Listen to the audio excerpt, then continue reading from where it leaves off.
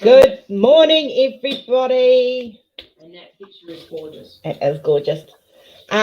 So today's a very special day for us, for me as a mum. Jordyn is on to, he's here, and we're going to kick that off very soon. He's going to tell his side of his story of what it's like to have a sibling like Mckenzie and how that's affected his life and blah, blah, blah, blah, blah. Before we do get started, I do want to say a few things, okay? I'm not going on camera. Kenzie's coming around. Jenny's coming around to say a quick hello. Hey, I'm not as noisy as Kenzie. No. Thank you. Oh, well, almost. Hello, everybody. So I have Jenny here, as you can see. I haven't said hellos yet, but yeah. So we have Jenny in the background. She's in chat, but she's not on video. No. Okay, so yeah. Hey, and I didn't get my seat taken. No, Cole, her and her are fighting over the seat because it's normally Cola's seat. Okay, so things I want to say. I had to shrink my butt. There is no such thing as a dumb question when it comes to the subject or any subject, really. You cannot offend me. You cannot upset me or Jordyn. We've heard it all. We've seen it all. We've had it all last. If you have questions from Angie's live yesterday, you're welcome to ask me. You can't upset me. There's nothing too personal when it comes to Mckenzie. We've been sharing her story for pretty much close to 14 years now. So we've been there, we've done it, we've heard most of them. You can't upset me. You can talk about the babies I lost. You can talk about autism. You can talk about how it affected my marriage at the time, anything like that. If you've got questions, personal questions, this is the place to ask. Okay, so I'm going to get the hellos out of the way, and then I'm going to show you some presents that I got. She got spoiled. I did. Right. So Tracy, hello. I read that you have a migraine. I hope you feel better soon, honey. They suck. Cassandra, hello. Gammy, hello. Trina, good morning. Thank you for the lovely message yesterday, honey. I hear you have a question you want to ask, so ask it. And yes, I dobbed you in, Trina. She dobbed you in. Lisa, hello. I'm just going to scroll down quickly. Sarah Diamonds, hello, beautiful. Liz, hello. I'm hoping my teeth are going to stay in because I've lost so much weight they keep falling out. I actually want to see them go flying. Yeah, no, they've got a little bit of glue in there. Considering I got a text message yesterday from my boss telling me, the other night from my boss telling me off. Yeah. We already discussed that. She's got to stop telling me off, I tell you. Angie, hello. Rose Wills, hello. Diane, hello. Tinka, hello, beautiful. Angela, hi, sweetie. How are you? Tinka's working and lurking. That normally means she's diamond painting. I was going to be just lurking and working, but I decided I wanted to chat. Amber, hello. Caroline, hello. Stacey, hello, beautiful. Counting down that time. Jenny, well, she's here. Hello. Tijuana, hello. Katrina, hi. Hi, Kathy. Hi, Diamond Art Nurse. Nice to see you again. Pixie, hello. Always, Trina. You know, you should know me by now. Cindy, hello. Jeremy, hi. Yeah, Chris is here. Oh, he's putting together my birthday present. Ooh. Hey, Amber, it's fine to cry when certain things hit you. It shows that you're human. Yeah. Dun. Cynthia, hi. Nice to see you, lovely. I'm just quickly scrolling down. Hi, V. Awesome to have you here. I know he does look like his mum, doesn't he? They're saying you look like your mum, Jordyn. Yeah. You can't mistake your kids. No. Because they both look like you. I mean, Kenzie's a female spinning image of Jordyn. Yeah, Kenzie is a mini me at the same age. Like, she really is.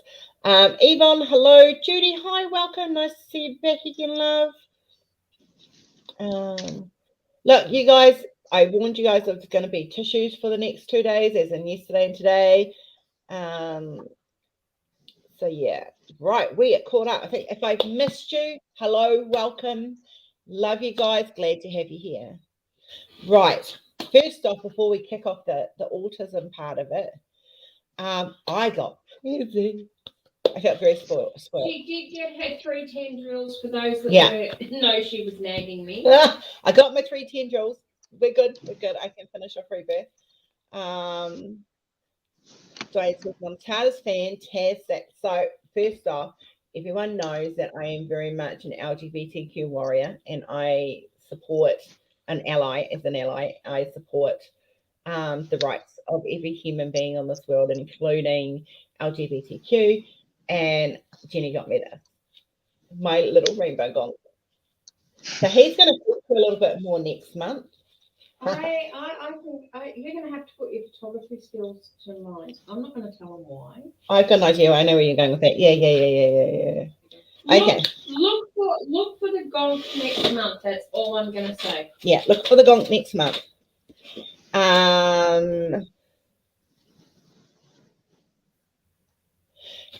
Caroline, signs can vary. Most of it is look for social interact, like how they socially interact.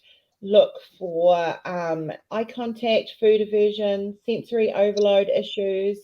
There can be there's lots of different symptoms. The best way to get a diagnosis is to actually see a psychologist or a child pediatrician. We had Kenzie's done it for, so our assessment was a little bit different. It was done for her age group, and the testing changes per child as you get older. My advice would be to get him tested and checked now, because once he hits 18, you won't have a say in how that gets done. I also got, here's my squishy. Hi, Christopher. I got a dragon. I love me a dragon. Now, you guys know about these. I don't have to go in the drawer. Boom, baby. I have my own journal. Now, I have many Josephine Walls that I want to be doing, and all of those are going to be documented. My journey with Josephine Walls is going to be documented in this journal, but isn't it beautiful? It's mine. But she's even more excited for the next thing. So I've used these already. For those that know me, you'd know why. Jordyn's not surprised at all. These are stunning, people. These are the oracle cards, and they are beautiful. I have been connecting with them and having a little play. Jenny and I had a little play last night, and I made her cry, not intentionally. Well, I didn't. The guide spirits did, but the guides did. But yeah. Can you see the chat, Jordyn? I can, yeah. Hello. Yeah. Right. Hey, Christopher. There we go. To everyone that's come in recently. So that was my exciting bit. And there's also something for Saturday night, but you'll have to wait for next Saturday. For that. Our little special yummy that you brought down. Yeah, that I was worried about. Yeah. 22 cats. Not that you're counting down at all, Stacey. Not that you're counting down. Okay, so I was going to get Stacey to do a slideshow. I had a bit of an exhausted Saturday, so I didn't get the pictures to her in time. And so we're going to start with a little slideshow. Well, it's a little picture share of Jordyn and Kenzie together, because these two are my world. I have two, don't get me wrong, I have stepchildren who I love just as much, but these two are my babies that I fought very hard to get pregnant with and carry with, so they're very special to me. He was whispering things of it, Diane. I missed his live on Saturday. I didn't get a chance to see him.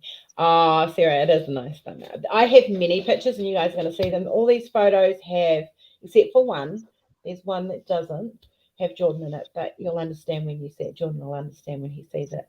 So I'm going to bring these up and share them a little bit at a time. So get your hats on, ladies. Rose, and Jen. because of today, do you want to drop the girl cam out and just leave it you and I will Jordyn? be Oh, actually, I will.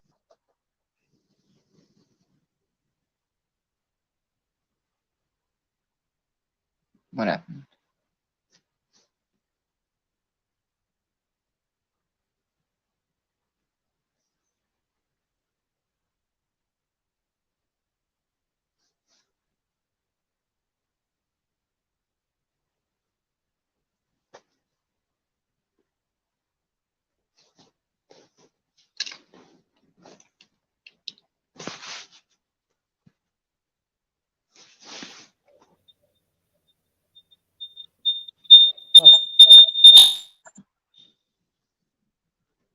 Ow.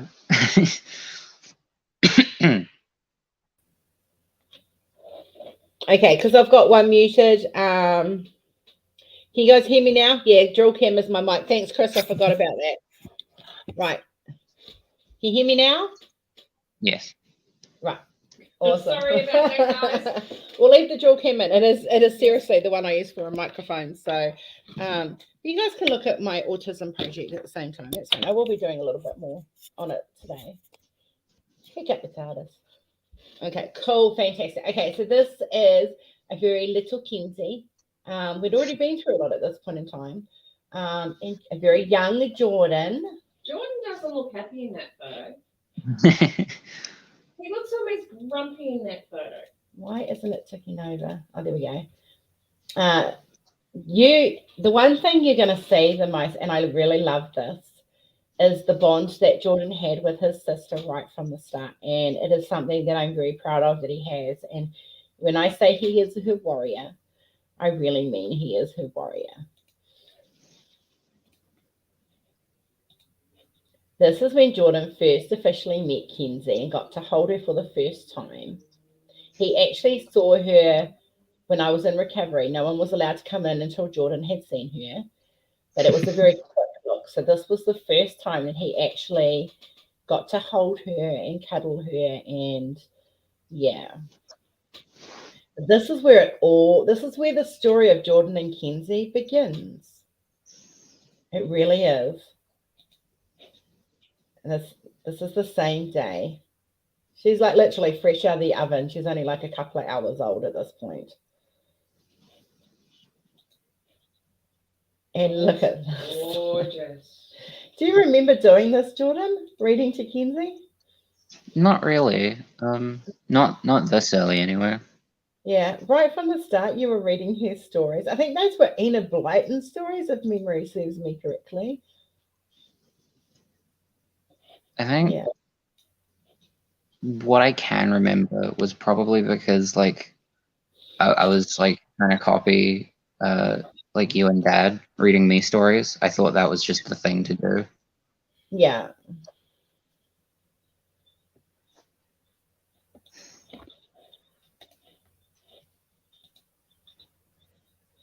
That was at the hospital too. That was a close-up one. This has always been one of my favorites. It's that look of love you have for her. You still have that look of love whenever you look at her. Always. This is the, I mean, these were before everything changed for us with her, but these are still like, it's still part of the story. Yeah, it's still I love this one too. Look at your toothless grin, Jordyn. She was a little bubba. This is one of my. This was the day I came home from hospital. So Kenzie was 2 days old, and this was mine and Jordyn's and Kenzie's first photo together. And somewhere down further is the cat, is Hannah. So Hannah was already there. Yeah, and that, guys, is my natural hair color, by the way, just for the record. That is a gorgeous photo. It is a gorgeous photo. It's one of my favorites. Once again, we have a little bit of an older Kenzie now, and Jordyn still reading to her.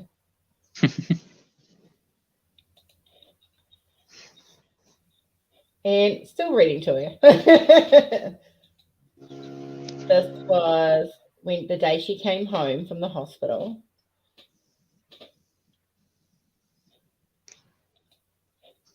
Now, this was a video clip, and I'm going to see if I can get it to play. I don't think it's got any sound, though.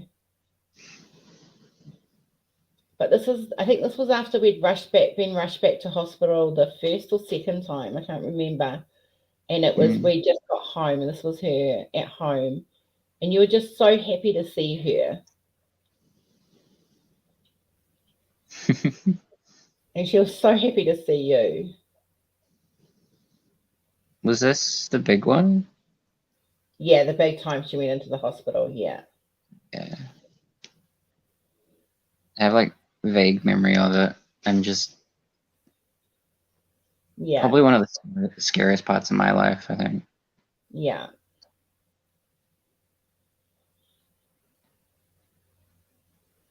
You were just so besotted to see her home. And I just happened to catch it on video. Sadly, I can't remember what you were saying to her, but yeah. I'll pause that.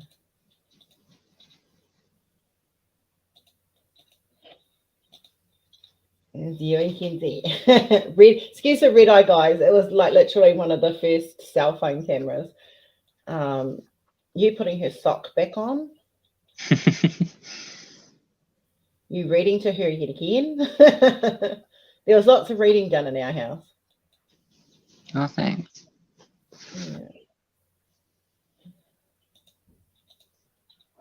He is an amazing big brother. He always has been. I try to be. That is a gorgeous photo. Yeah. I think that was taken just, but you just put one sock on and you're putting the other ones on. This is you feeding her.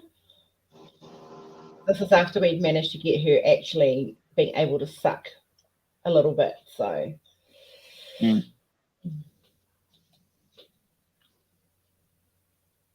She was besotted with you from the start.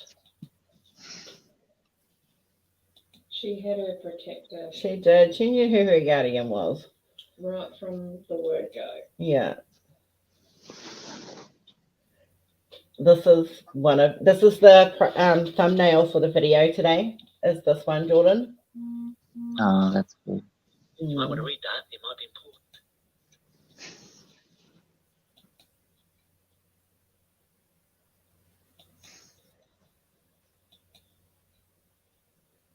Her smile says it all. Was that Marmite on Toast? Yeah, that was Marmite on Toast on the face. There was always Marmite on Toast on the face back then. One of our favorite foods. Yeah. This is one of my favorite recent photos of you too. Yeah. That was from... Just before yeah.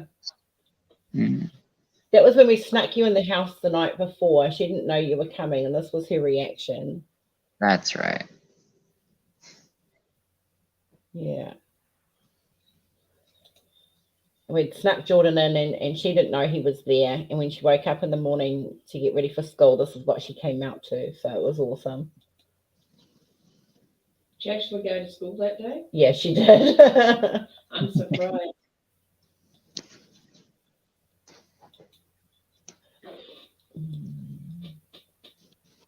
That was Kenzie. That was when she, after them telling us she would never walk, that was a photo shoot we done, and that was when she first stood up.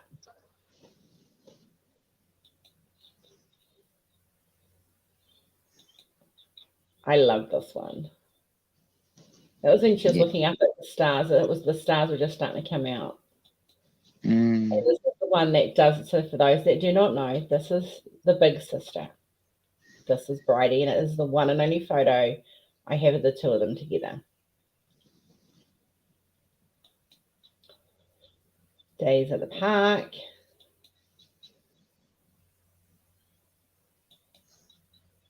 Photo shoots done by Mum.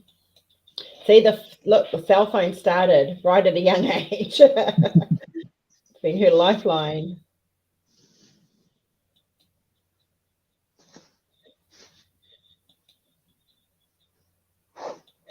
Gosh, you guys have grown up all so much.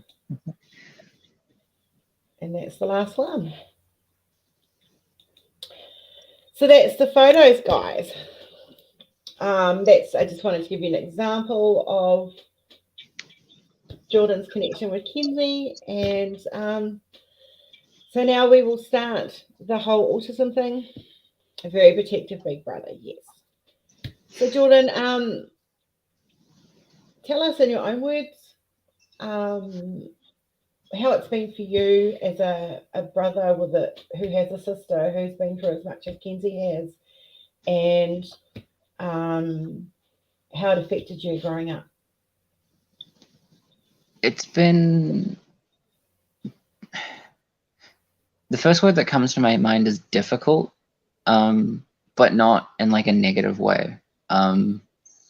Challenging. Yeah. Trying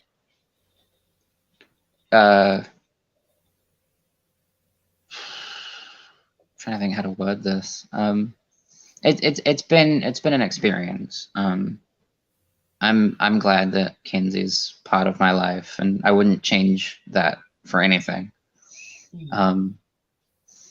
It's had its ups and downs, needing to adjust to the whole everything,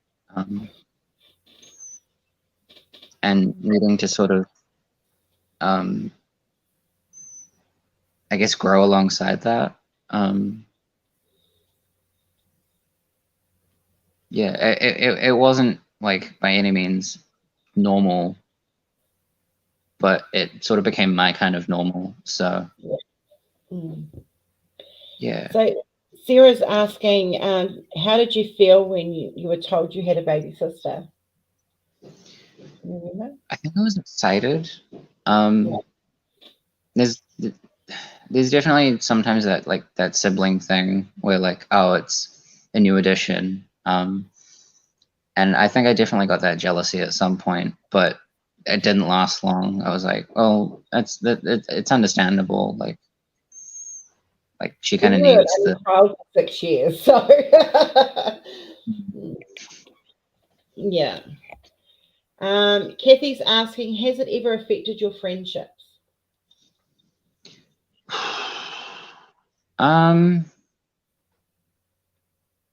I'd like to hope not. As far as I know, it hasn't. Something I usually try to like,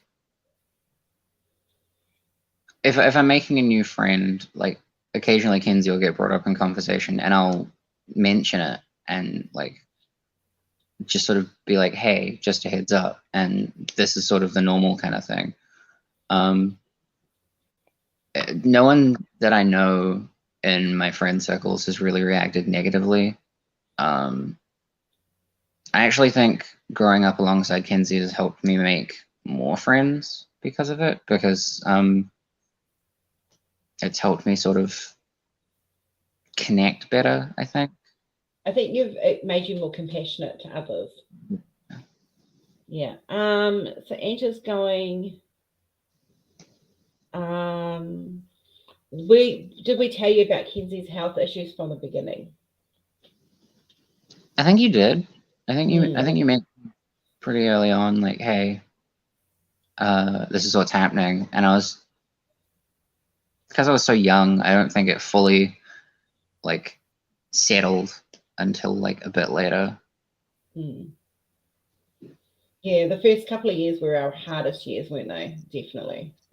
Yeah, getting used to everything and figuring out what meant what.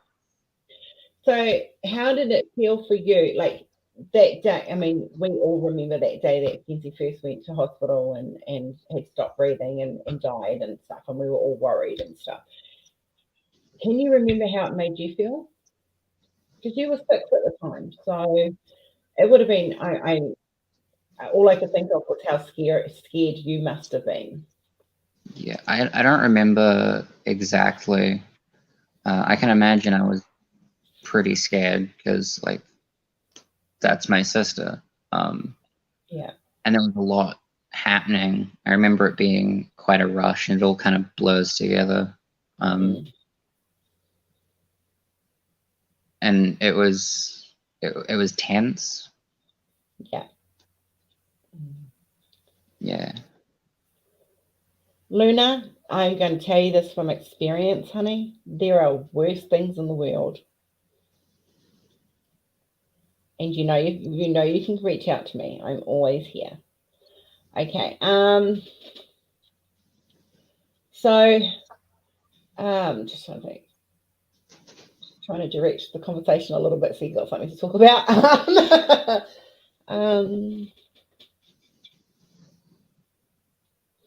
So like we got Kenzie's diagnosis when she was 4, and we'd already been through a lot with Kenzie up until that point.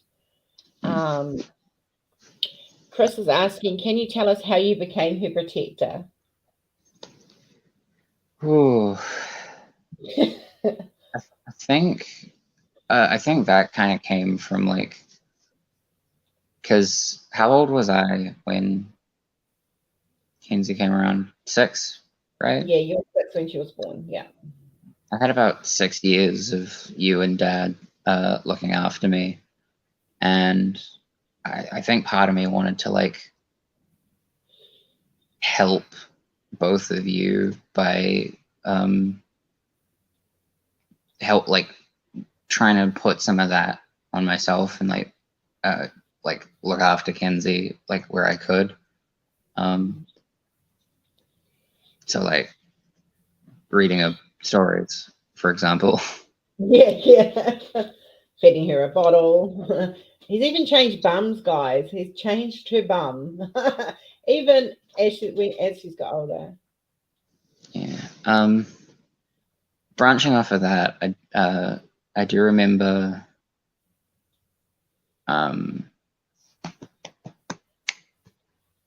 nope. I remembered and then I forgot as I was saying it. When it comes back, it'll come back to you. Did you ever have anyone negative? I mean, I know you dealt with a lot of negativity at school because you were such a big advocate for autism and special needs children. How did that impact you?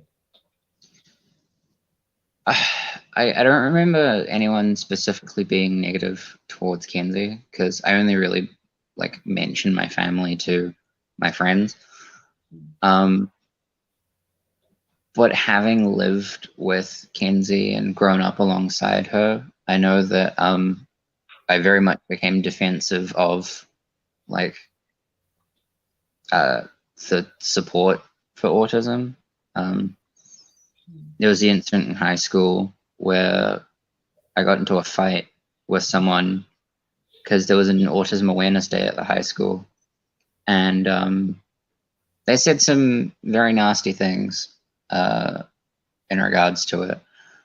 And me being young year 9 junior kid, I just saw red and a fight broke out. I remember coming down to the principal's office for that one. I think the principal was a little bit shocked that I was actually Jordyn actually got no repercussions for that, just for the record, guys. When I explained to the principal Mckenzie and stuff, and he was just kind of very, very understanding about why Jordyn was acting the way he was. And yeah.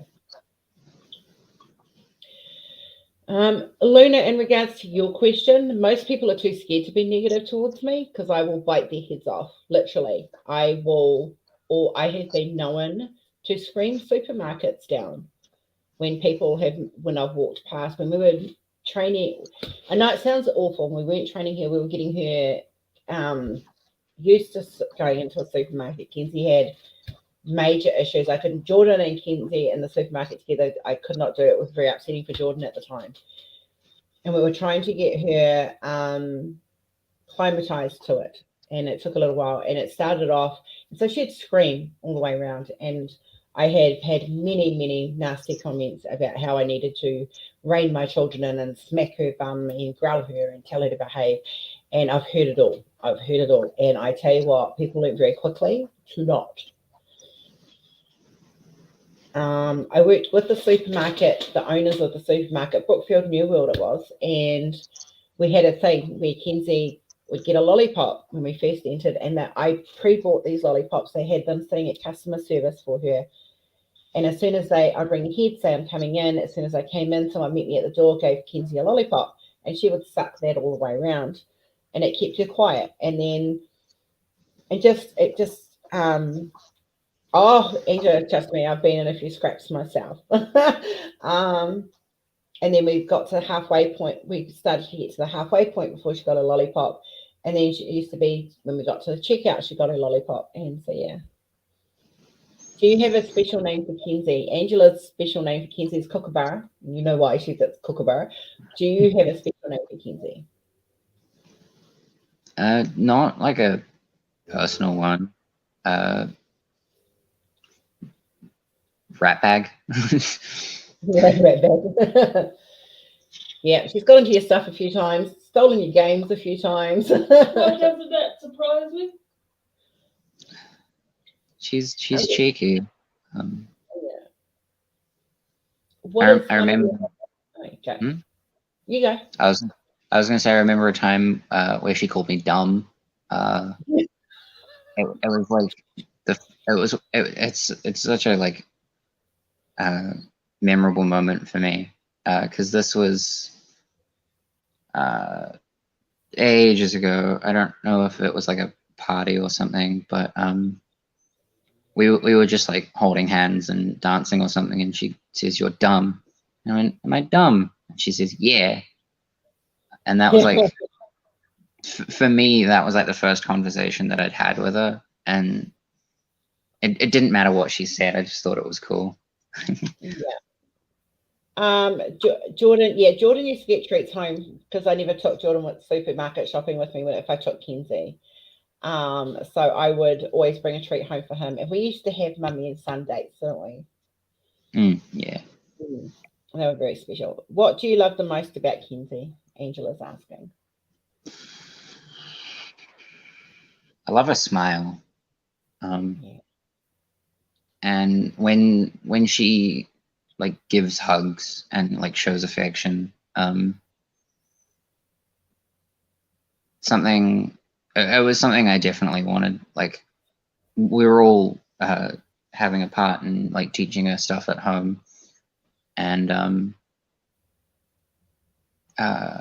like I helped teach her the sign language for "I love you" that I think you taught me, Mum.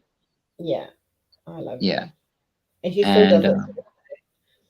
Yeah. Helping get her to like hug and kiss and say "I love you." Seeing that like she does that, it's really special. I think you were the first person, if I remember correctly, you were the first person she actually kissed, and that was only a couple of years ago.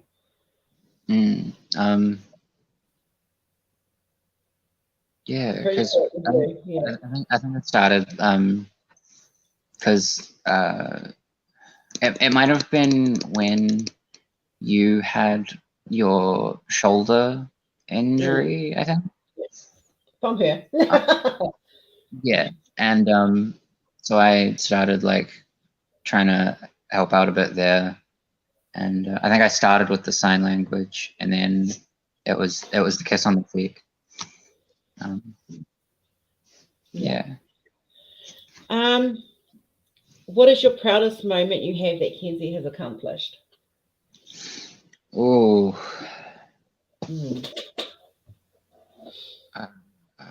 I don't know. A bit of what I said before, showing affection, hearing how she's getting with her like talking. I'm just proud of like how far she's come, considering like where we started and where she is now. Yeah. She's moved country before I have, so you know. Jordyn's actually the one who taught her first words, and her first word was Pikachu. And somewhere on my Facebook, I actually have video footage of that. I should hunt that down sometime. Chris is saying, when I'm chatting with your mother, Jordyn, oftentimes Kenzie comes in to see me and blows kisses.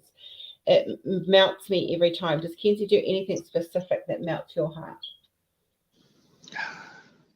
Again, showing smiling, blowing kisses, saying I love you, all that affection stuff. And there was the recent time when we were in a video call, and she told me to F off. We were sitting there, and when she'd had enough of it, she showed Jordyn all the stuff she wanted to show Jordyn, and she goes, "Well, fuck off." Jordyn and I just cracked up laughing. She was like, it's innocent. Yeah. She was just like, it's just a word to her. She was just like, well, fuck off. Yeah. So it was like she was done with us. We were in her space, and it was time for us to go. And that was her way. Instead of saying go away, she told us to fuck off. So.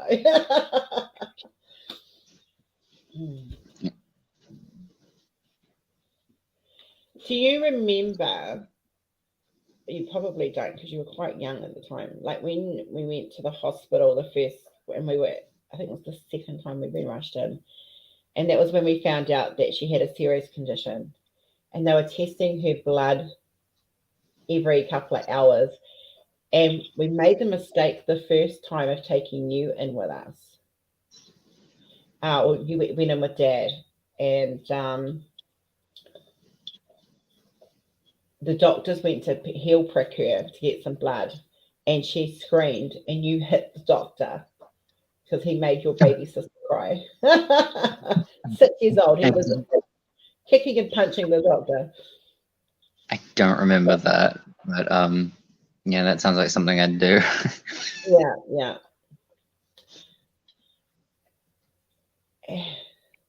Do you? This is a toughie question. Okay, hang on a minute. What would be your advice for someone who has an autistic member, a member of their family, or knows someone with autism? As a sibling, what advice would you give? I guess be patient. Patience is definitely something I've had to develop with Kenzie. Keeping calm and sort of taking things slow so that so that you can understand, but so they can understand you as well. It sort of goes both ways. Yeah, be friendly and supportive, stand up for them, that sort of thing. Now, we're going to get into some of the tougher stuff now. We've had the light stuff. Now, I wasn't always, I'm not a perfect mum. I've made mistakes, and there was a lot of sacrifices made. Can you talk about some of the difficult parts of having, with everything that was going on with Kenzie, how, like, what it felt like for you, what you had to sacrifice to as having a child that had so many high needs when she was younger and growing up?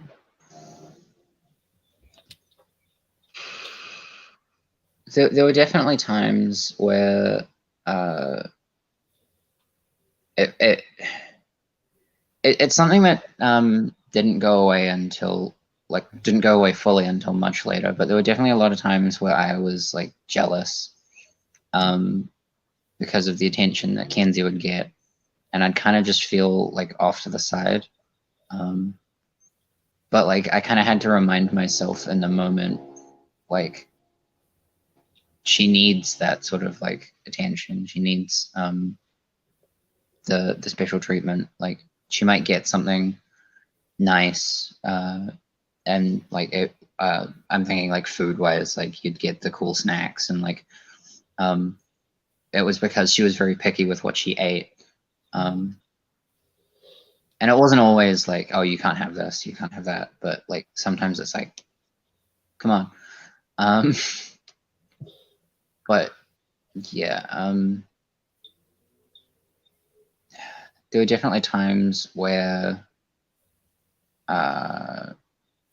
especially with your bad shoulder, and we all kind of had to help look after Kenzie. There were times where I felt like other people could have been doing more, because I felt like I'd taken on like a lot of responsibilities. You said. Yeah. like waking up early and getting her ready for school before going to school myself.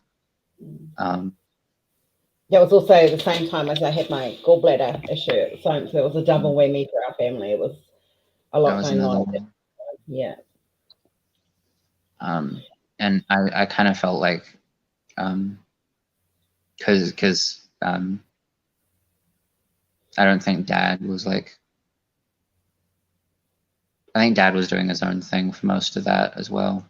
So it was like, oh, I felt very like tackle it on my own, and like I wished other people would help out more. And I feel like some of my, like I could have socialized in those moments, but it did mean I got time with my sister. So yeah. Did you ever feel that you weren't loved by us as parents? Very occasionally, like in those moments where like Kenzie was getting a lot of the attention, and when we didn't always get the balance right. Yeah. What is the thing that frustrates you the most that people believe about autism?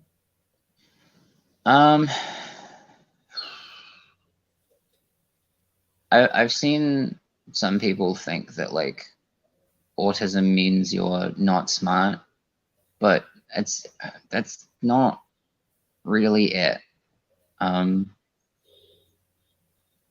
Kenzie is smart, like very smart.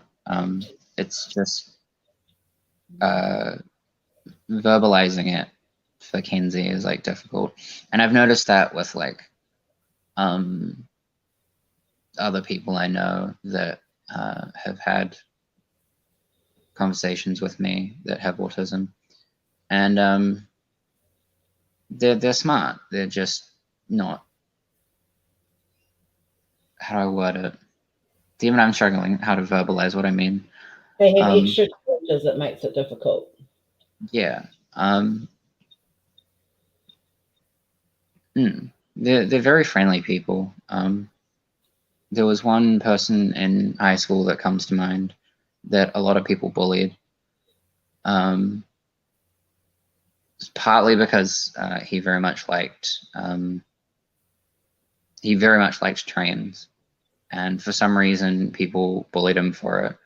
And I tried to use that as sort of a conversation topic, and we actually got along pretty well. And he's very smart.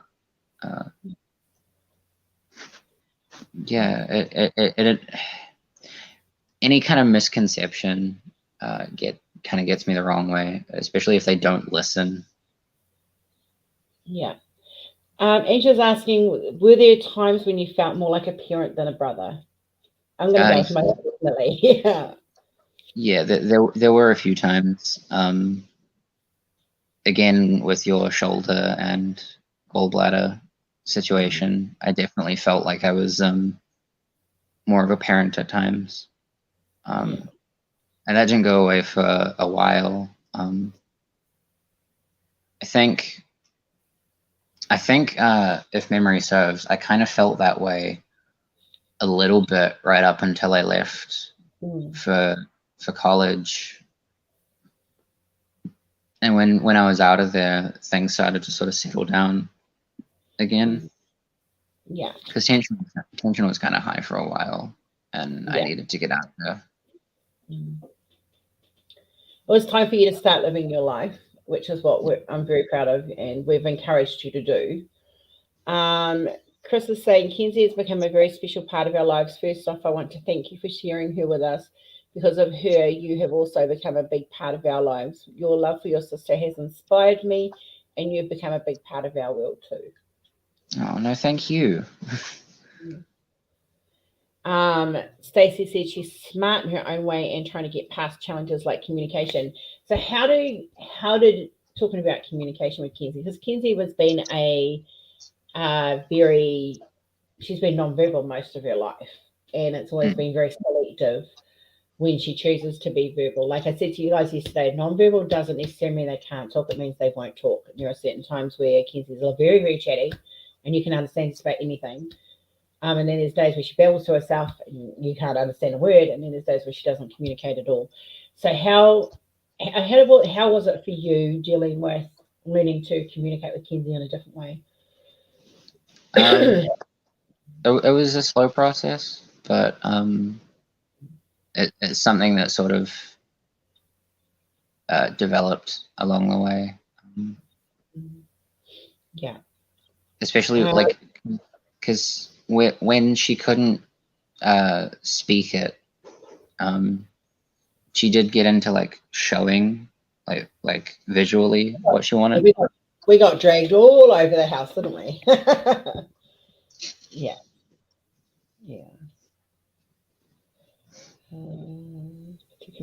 People that wasn't. I hate that word, Lena. Just saying, I hate that word. Retard is a word that if you say it in front of me, I'm going to smack you out, and I don't mean nicely. I will literally beat you out.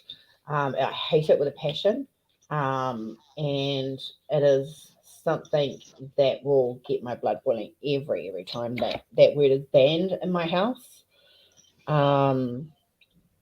And anyone who calls my daughter or any of my children, even in a fun way, that will have heard my rap.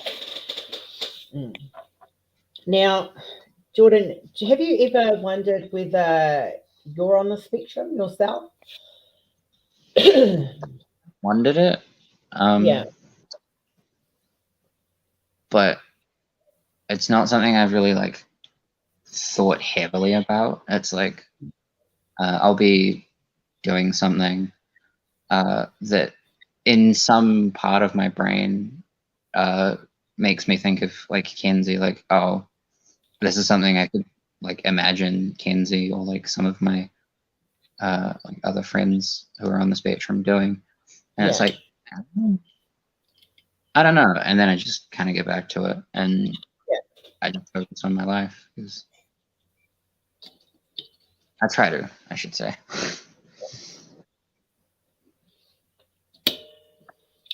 So one of the things that I've always made very clear to Jordyn, and trust me, he knows how much his help has been with raising his sister. It takes a village. Jordyn has been a main central part of that village with Kenzie, and she loves him so much. But one thing that we have made very clear is that if anything should happen to me, Jordyn will not be raising Kenzie, because the one thing I've been adamant about is Jordyn having his own life and having his own career. And I don't doubt that Kenzie will always be a major part in his world, because she always has been, and she will continue to be so. But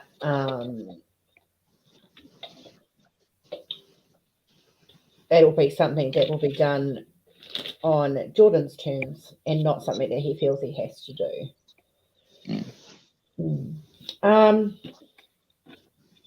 How do you think having a sister like Mckenzie has affected your relationships with, like, how you approach relationships with people?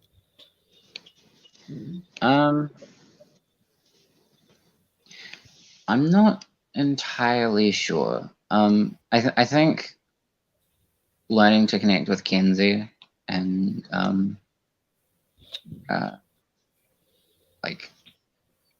establishing that connection has made me a little more like open-minded and like receptive, I think. Yeah. So if I'm not a very social person, so I'm not someone who's like going out and making friends constantly. But I think that kind of lends itself alongside growing up with Kenzie, is like the friends that I make are friends that like I try to really properly connect with, and get that sort of long-term connection. Yeah. You're like me, you make friends for life. Yeah. I definitely say that growing up with Kenzie and connecting with her has sort of like helped in that regard. Yeah. Red, of course, definitely, honey. You can message me completely.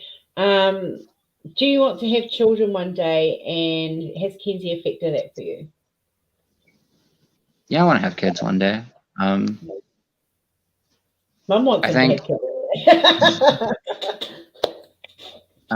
No, I think in a weird way, kind of looping back to that parenting, feeling like I've been with Kenzie for a bit.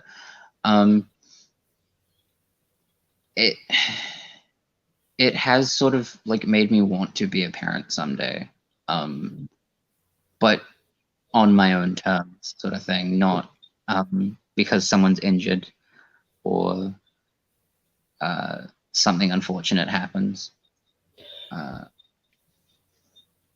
think having, and I'd love Kenzie to be a part of that, like having her be their aunt.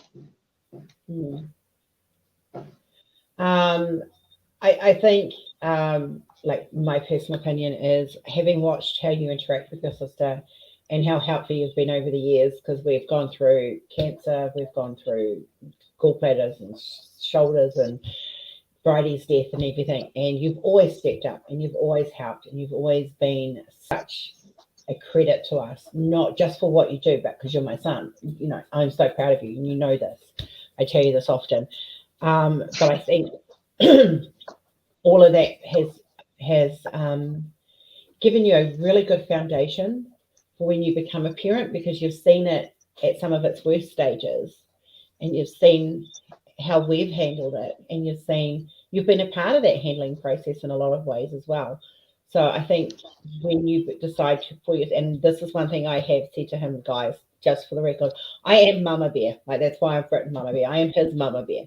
And I said to Jordyn, get your education, get your career before you settle down. Have a life. And this is what I've said to him. And this is what he's in the middle of doing at the moment.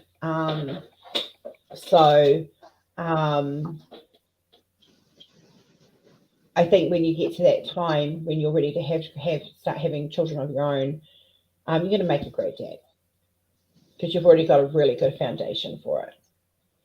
And that's something to be proud of. Luna, you did not make us angry, honey. We just are angry at that word and people who use it, not you, love. Stacey, I may have missed this, but either now or when you were younger, were you ever nervous about friends coming over? And 2, did you let them know about Kenzie ahead of time? Yes to both. Because for me, Kenzie was like the most important figure in my life. Like, obviously I've got my parents, but for me, Kenzie was the focus. And when I made a new friend and had them come over, I was always sort of, because like I knew there was stigma around it, I want to say. I was always nervous that like they'd react negatively. And like before they came over, I'd try and like preface like, hey, I have a sister, she's special needs. Be mindful of that, please. And I don't think I ever had any friends come over that reacted negatively. They kind of all embraced Kenzie as part of their world for a long time, like especially Vincent. Vincent always took on, either before they started transgendering, first it was a big sister, and then, you know, now it's kind of another big brother role. So Vincent's been a major part of her world for so long. Definitely. I think Vincent's the one that's, out of all your friends, that stands out the most when it comes to being with Kenzie. And Absolutely. Yeah, like, I actually need to talk to you about Vincent. I want to ask Vincent a favor too. Luna, honey, I'm going to be completely honest with you. I suspected, but I never actually mention it to people, because either A, they're undiagnosed, or B, they're not ready to talk about it. So I have always suspected love, and that's because I know you personally. So yeah. And I'm glad you felt safe to share here, because this is a safe space. I'm trying to think what else we can ask. Come on, people, ask some questions. Jenny, do you have a question you'd like to ask Jordyn? Not off the top of my head. Give me a minute to think.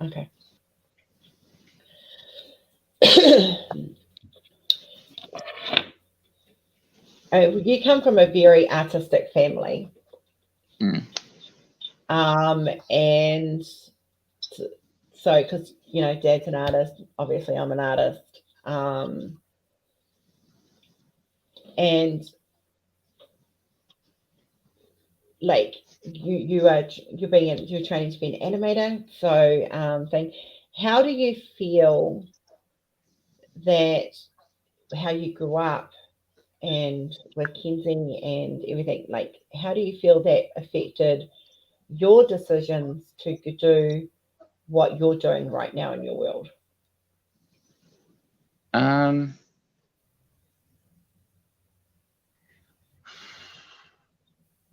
I've known what I wanted to be for a while, and having you and Dad both be arty people sort of went on to me. And I think seeing Kenzie get into it as well over the years.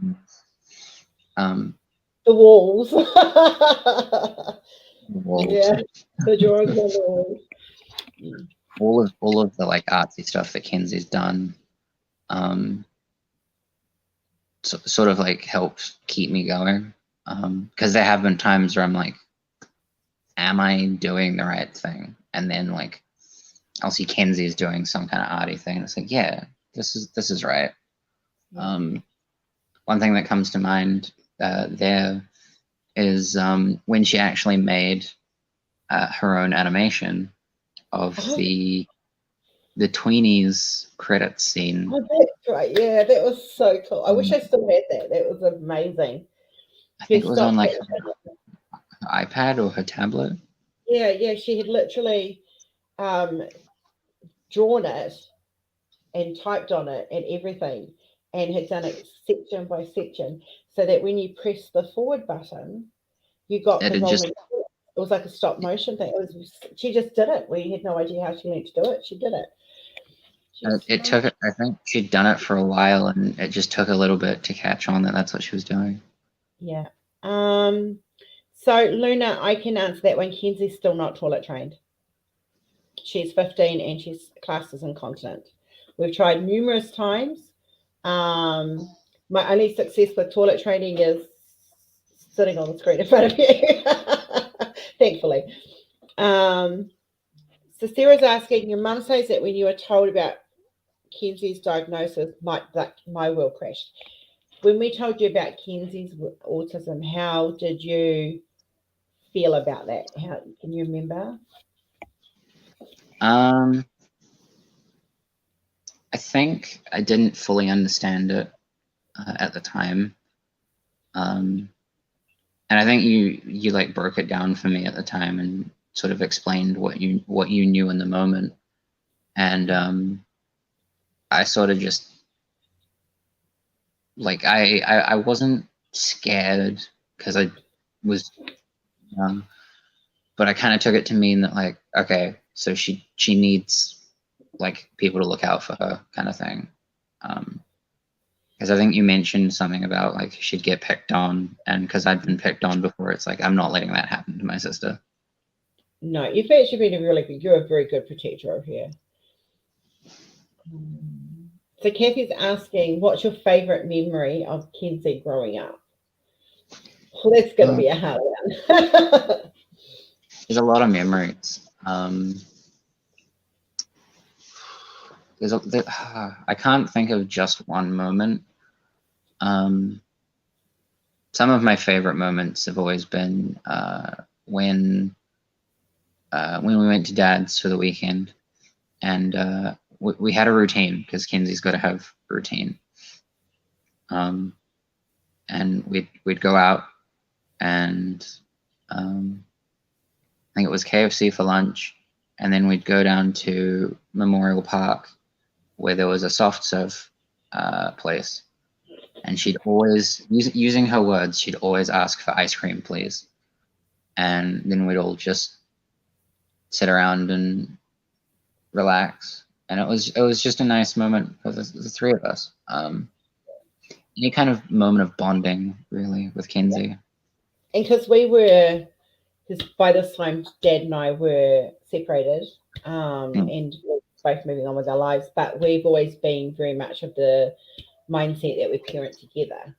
And I think we've done quite a good job of that. So, because you've turned out great, and so has Kenzie. Red, I actually don't know anything about a genus, but I can imagine what it's having. Like I live in an autism world. Our world has revolved around autism for quite a number of years. So I can imagine what that can be like for you. Jordyn, do you ever want to go into research for autism? Maybe. I'm not sure.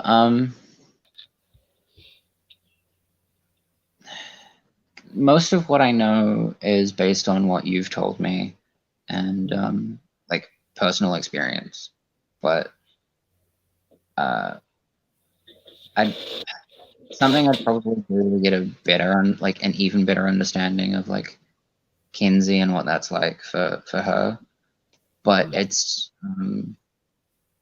it'd probably have to be something that like I look into more when my class is done, kind of thing. Yeah. Because I got to focus on me. Yep, you do. But yeah, it's something I've thought about. To keep my words, Luna, I'm going to give you the same advice I give my kids, and Jordyn will know this is this advice because I say it often.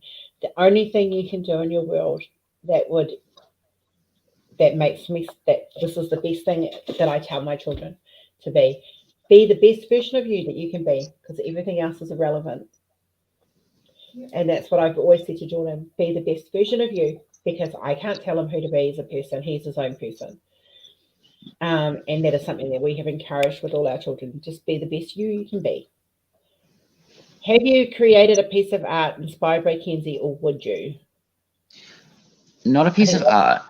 It's something I've thought about doing, but I'm not sure what to do yet. I have done a poem, which I don't have anymore. That was what you wrote. Yeah. We had a poem thing back in either intermediate or high school, and I wrote mine around her. So I think Dad's got that in your pile of stuff up there, because I found it in the garage. probably. All right, Cassandra, take your love. Tink is asking, what is the funniest thing Kenzie ever said to you, other than fuck off? Other than that, calling me dumb is a good one. Says something about me, doesn't it? That a lot of my memories are her insulting me. I think because she's so non-verbal when she comes up with the insults, because it's so innocent, it's not. But it's so appropriately timed. That's the thing. Yeah. Those are the two big ones that I remember for being funny.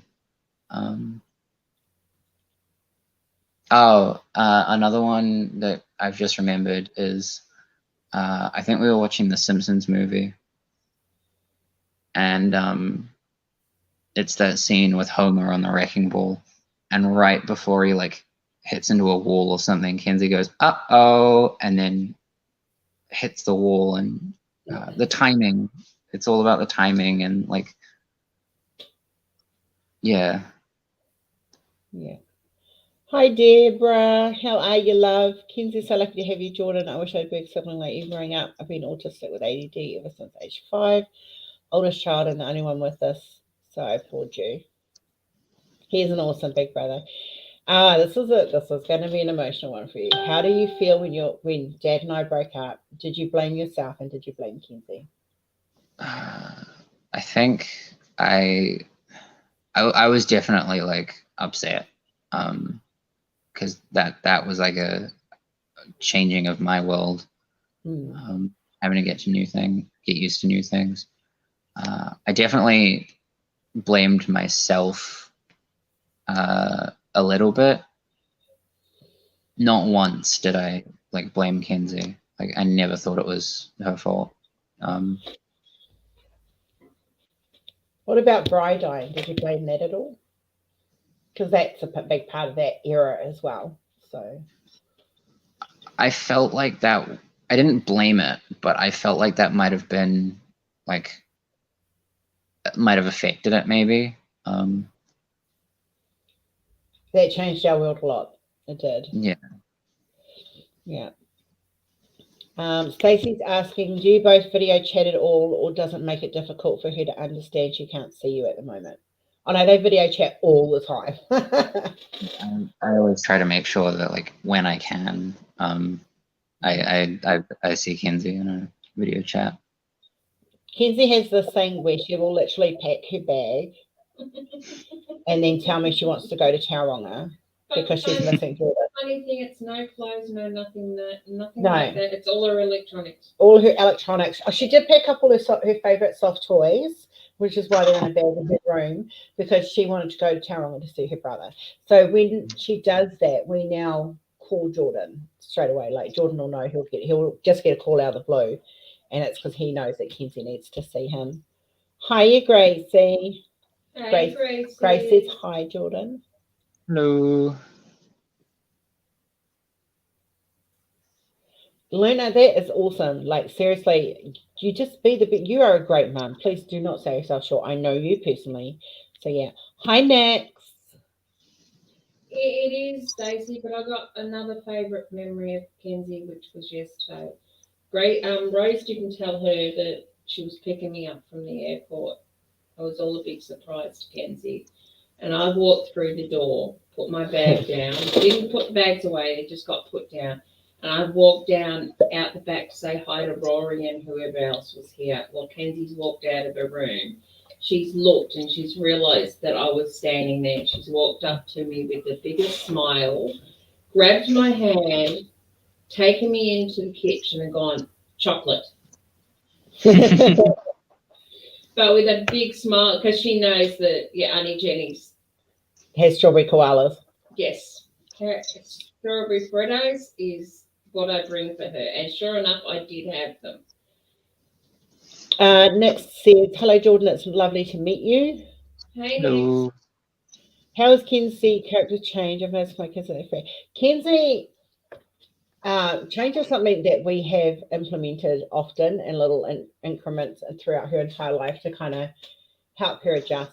And so she copes not too bad with change. Like we've had the biggest change of our world was moving here. There are times when she struggles with it, like when she's missing Jordyn, and and she misses Jordyn. Jordyn is her favorite person. He is her He's her world. He is her world. She loves him, and if she could choose one person in this world to be with for the rest of her life, it would be her brother. Because Mummy doesn't matter when it comes to Jordyn. She loves her Jordyn. But you sort of pick up, and I noticed I picked him up when I was here last time. You pick up the cues of when she wants to talk to Jordyn on the phone. Yeah. And the fact that Tauranga comes into it all the time. And you know then that, hang on, she wants Big Brother. Yeah, that's who she's asking for.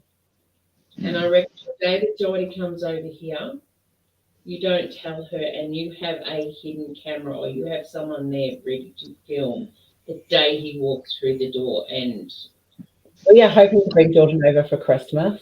You need to get the video of the look on her face. I think it will be priceless. Yeah. I think Jordyn will have a hard time getting back out of the house. Yeah, sending Jordyn home will be difficult for both Kenzie and Mum. Yeah.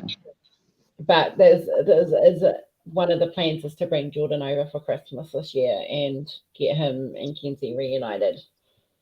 Fingers crossed. What does Kenzie call you? Either Geordie or Jordyn. It's not quite as clear because of like the speaking, but you know what she's saying when she says it. Yeah. Yeah, Auntie Jenny actually is really smart, and she says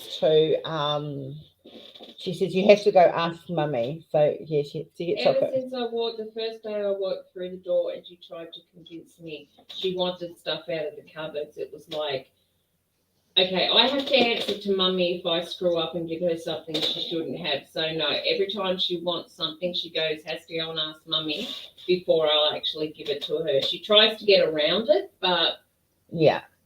It's probably going to cost us about $1,500 to get Jordyn over, because we need to get him a passport as well.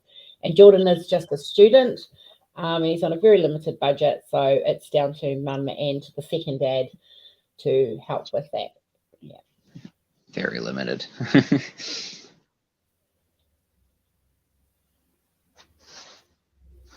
Oh, thank you, Lena. Both of my babies are very special, and I'm Yes. very, very blessed to have the children I have.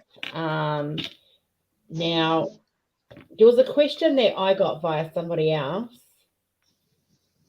that I was asked for. Now, I mentioned yesterday, I've had a lot of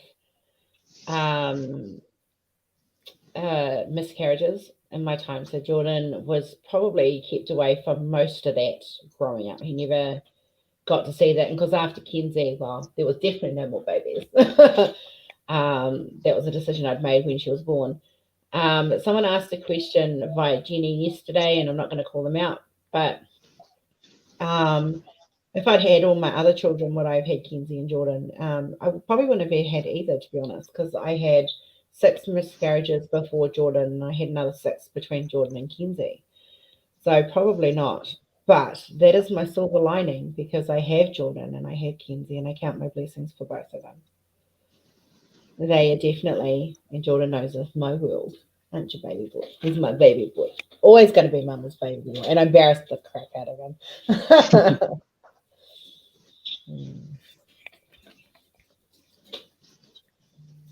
Do you think the adult that you have become, because you are now an adult and you have an amazing young man, do you think, what do you credit that to? Do you think, like, watching what everything Kenzie went through and being so involved with her therapies and stuff, do you think that's helped shape you to be the man you are today? I don't. I'm gonna speak kind of deep here. I don't actually think I'd be here if not for Kenzie. There were like rough times, and I know you've talked about them in one of your earlier streams. And it wasn't easy, but one of the things, the main person to get me out of like that really bad state was Kenzie. So like in a way, helping her has like saved my life, and yeah, definitely growing up alongside her and seeing like what she's gone through and all of that stuff, I think has helped shape me to who I am now. But no, I think yeah, she saved my life. Do you think you'll come on? Sorry, that one was a hard one for me. I am so proud of my son right now. Do you feel that you would be able to come? We're doing a anti-bullying thing in September. Do you think you'll be ready to tell your story for that particular, what that was like for you? I can probably do that. Yeah. Sorry, these are happy tears, guys, not sad tears. He's used to mum bullying.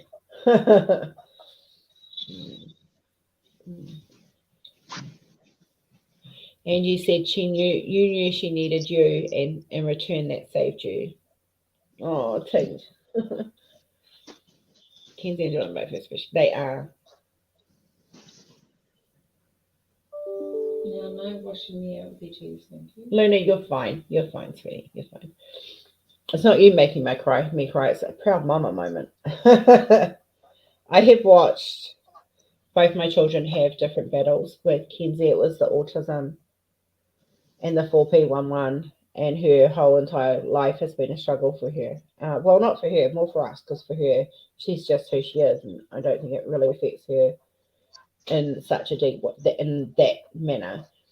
But during that, I watched my son battle bullying and suicide attempts, and knowing that my daughter helped save my son is quite it's one of these moments.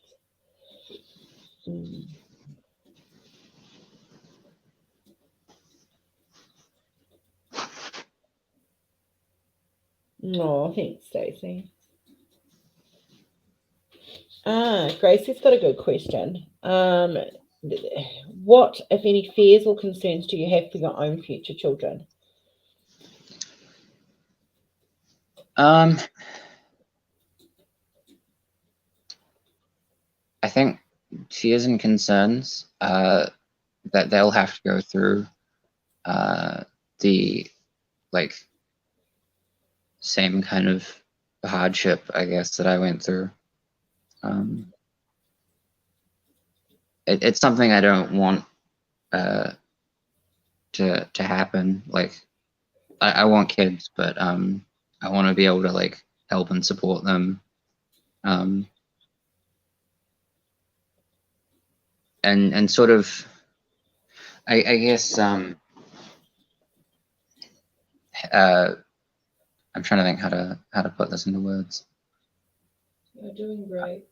There were I definitely felt there were shortcomings as I was growing up, as I've been growing up, and I think for my own kids, I'd want to sort of help them face like any shortcomings like easier, so it wouldn't be as difficult. If like I have kids and they happen to be special needs, I will love them just the same, and try to give them just as much support, if not more, that like I've seen you and Dad give Kenzie. Yeah, I honestly, I think that's something I don't ever question, that if you had a child that came out with autism or some other special need, I believe that you would be like me and tackle it head on and do what needs to be done, because you're my son and I've seen you do it. So I think that's, we weren't the richest. We were definitely not the richest family. We were a very low income, poor family growing up. And then there were a lot of financial struggles and a lot of stress going on that comes with that. And with Kenzie being as sick as she was, that put a lot of extra strain on resources. And we didn't always have the stuff that was needed. But we did have one thing. And that was the fact that we had love for our children. And I think that helped us through a lot. Yeah. And we didn't always make mistakes. When Jordyn went through his bullying, trust me, I was mama bear roaring. How many times did I go down to that school in defense of you, Jordyn?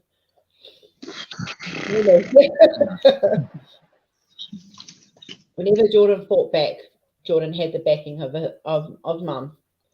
And yeah, I would stomp down to that school. I've lined bullies up and made them cry and pee their pants. I was that mum. To the point where one of them we lived here. The high school was down sort of this way, and he had this particular bully. After I racked him out,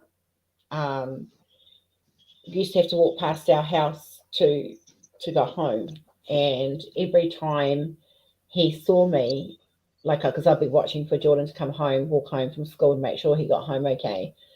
He would see me and he would go, "I've been nice to Jordyn today, Mrs. Maris." It was very, very amusing.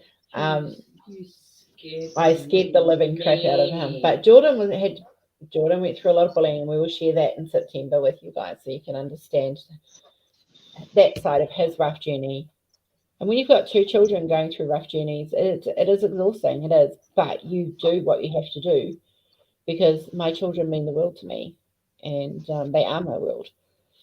Mm. I agree, Stacey. I don't have that relationship with my siblings. I don't have much to do with my natural family at all. And trust me, for some of them, that is not a bad thing. Thank you, Angela. I think I have 2 amazing kids too. Oh, Luna.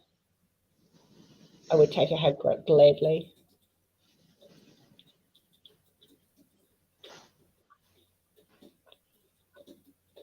You see what Grace is writing, Jordyn?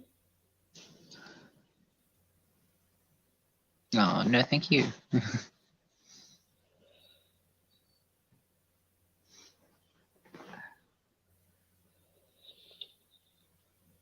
We decided that before we came on to do this section that we would be completely honest and raw, because we have nothing to hide.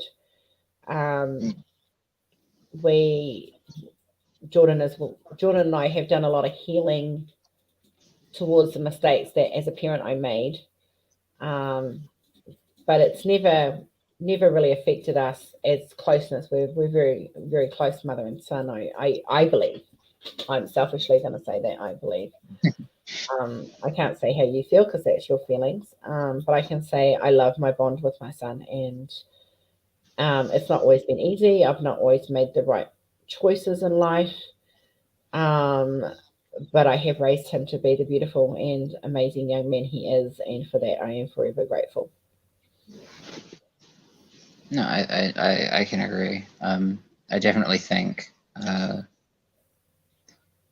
I think we definitely grew closer, like after I moved away. Not that we weren't close before, but like with the rising like tension between us, it's like I need to get my own space. Yeah, and I think that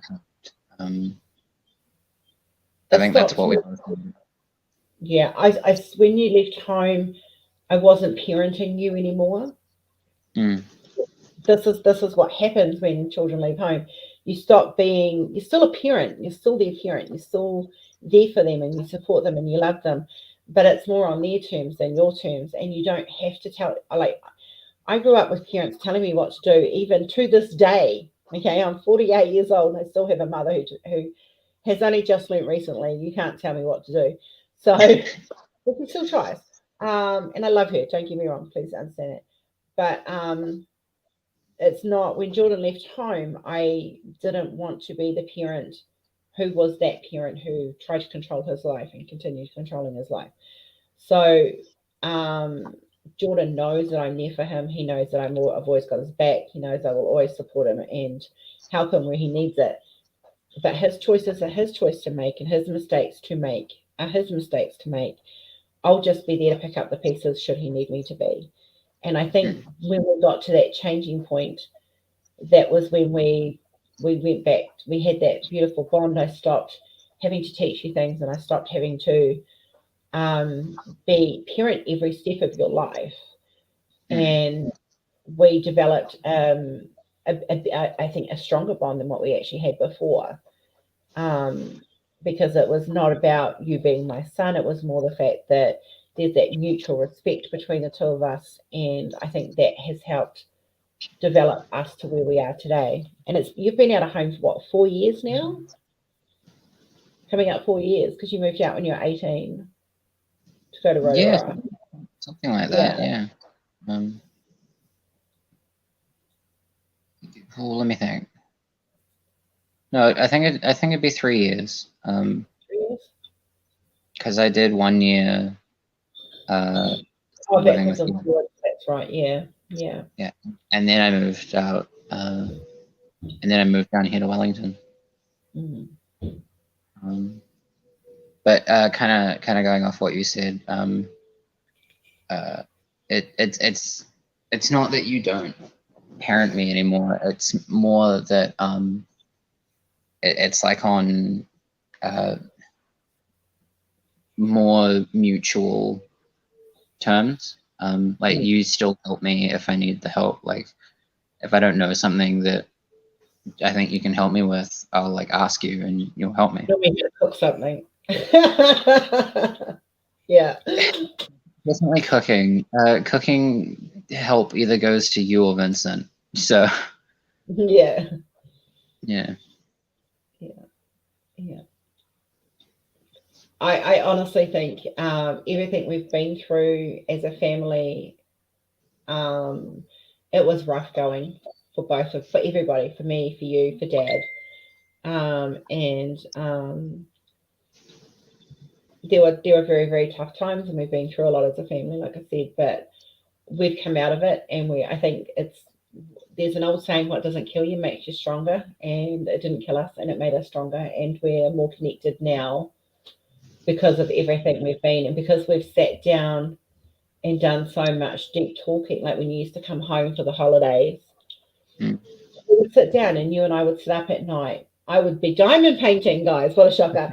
But we would binge watch stuff together, and we would sit and have some really deep conversations that were healing for us both.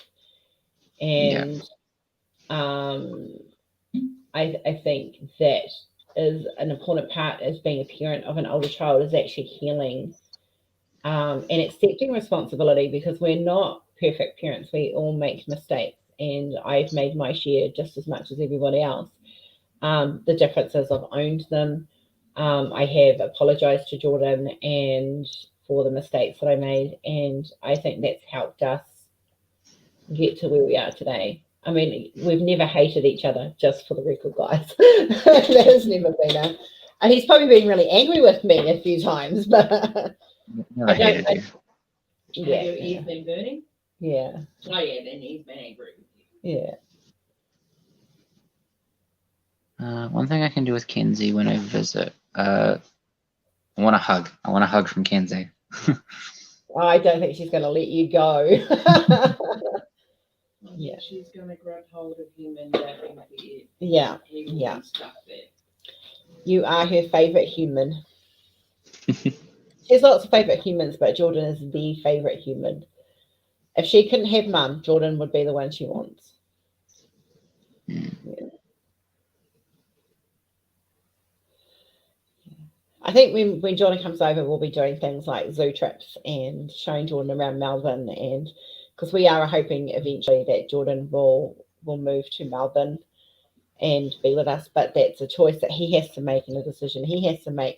But it doesn't mean as a parent that I won't try and persuade him. He'll make the right decision when the time is right. Yeah, we've got a couple of years away for that. But yet. I will tell people now, when Jordyn comes over, when Rosie's got her baby boy over here, then people disturb her, they'll receive the grumpy side of me. Yeah, I will be non-communicative when Jordyn's here. Oh, definitely. That's mum and son time. Yeah, so one of my favorite memories of you growing up was when when you were going through all the bullying, and we'd pulled you out of school, and were homeschooling you. And I think that was some of our special bonding time, because Kenzie was at school, and during the day it was just you and me. And at the same time we were going through, me having had cancer treatment and stuff, and it was that we'd been through a lot to that point, all in the same space. There was a lot of things to go through, and we went to Hobbiton. Rory bought us tickets to Hobbiton and gave us spending money for Hobbiton, and we went.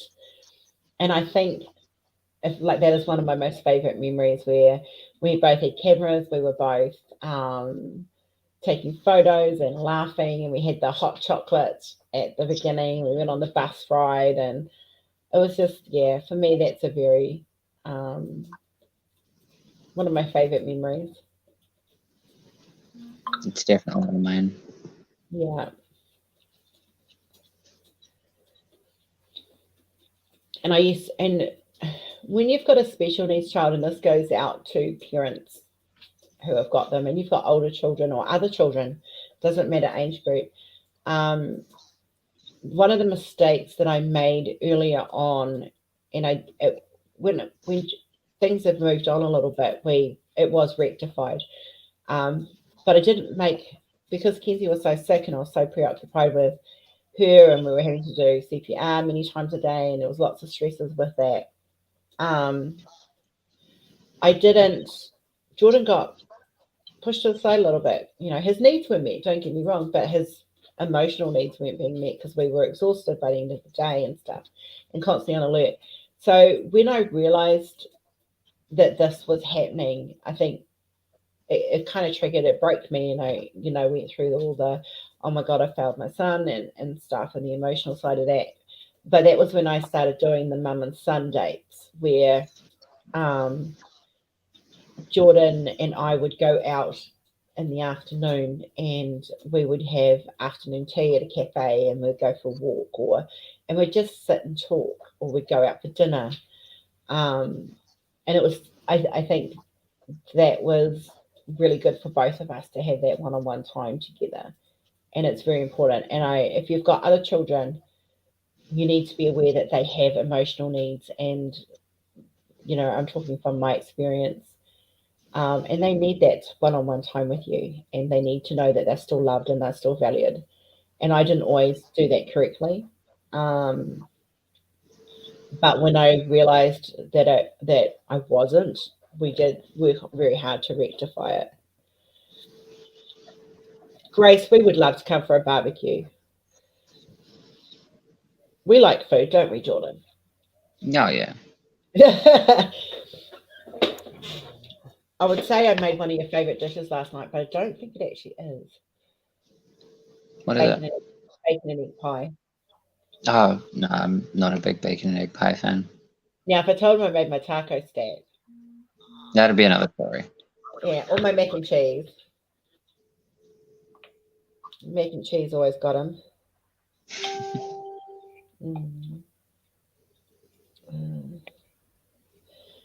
Yeah. All right, Lena, lovely to have you here.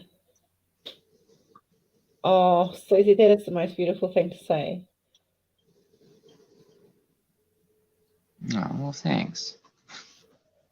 I've always wanted to raise my children to be loving and caring people, because this world has enough nasty people in it. And I was very adamant my children would not be one of them. And I think I've done a good job. It's something I try to carry with me, is to just be nice to people. Because I don't know, being nice to people is just a better feeling. I don't get why you could be nasty to someone and like it. Yeah. What is your favorite food?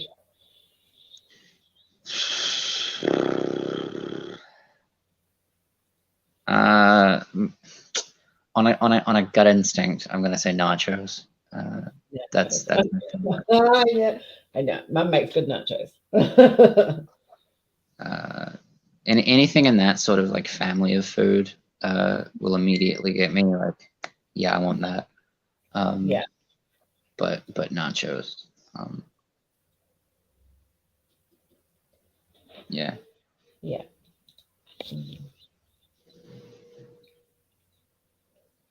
Oh, no, she can see Cola. Cola's right at my feet. Come here. Yeah, Cola. So Raven is Cola's #1 fan. She is Angela's granddaughter, and she loves Cola. So we will just have a quick. Raven wants to see her Cola. Cola needs a groom. Cola needs a bath. Cola needs a bath.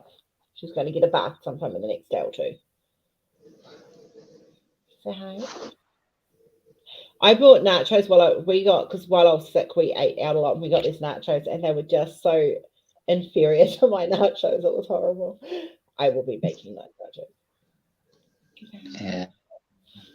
We had Taco Bell last night because Vincent was down and wanted to try it. I haven't tried Taco Bell. I don't think we have it here. Just across the road, so. Oh. Yeah.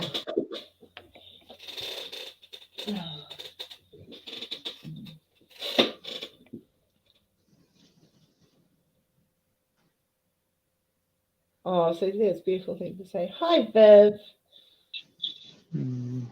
Oh, anytime, Angela. She can always say. And Raven, I hope you ate all your dinner. Raven is 2 for the record. Okay, you can tell who Vincent is. That's your story to tell. Where do I start? Vincent was once your. So I met Vincent in my first year of intermediate. Back when he was a she, and we became good friends and started dating. So through a lot of through a very complicated and rocky friendship, Vincent is my ex-boyfriend turned brother. Best friend. He's my best friend, but like he's that sort of close that he's family. Yeah. We've known each other for years. He's got my back. Spent many times in our house and slept overnight, and yeah, Vincent is my other baby, whether they like it or not. Hiya, Mary Lou. Hello. Yeah, Vincent's been through their own battles, and that's the one thing I want to talk to you. I want to see if Vincent will come on and discuss his journey. Actually, what pronouns does Vincent use? Does he use he, him, or them, there? He's he, him. He, him. Yeah. Yeah. Oh, it was cool having him down. Yeah. Did you give him a hug for me? I did. Good. Yeah, Vincent is one of those ones that was as a part of Jordyn, and so he became part of our family as well. So Vincent was, when I wasn't always the supportive parent, Vincent was there. Vincent also had no qualms in telling me that I wasn't being supportive. Vincent and I have had a few heated discussions over the years, but I respect Vincent and I respect his role in Jordyn's life. And I think as a parent, that is the best thing you can do. So let me guess, you're put in your place. I was put in my place by a child nonetheless, but it did make me sit up and think and stop. And yeah. That is Jordyn's transgender friend. I have many transgender friends, actually. I have quite a few of them. And I also have, I am hoping to bring this. I'm not hosting the event for Transgender Month, just so you guys know. That is Christopher and Angie, but I have spoken to Angie and I will be hopefully getting some people to come on the channel, not quite as in-depth as this, but because it's not my event, but it is something I support and I get behind, and I'm hoping that people come on and actually share some stories as well, or at least maybe organize them to go on Angie's channel, or either or. Yeah.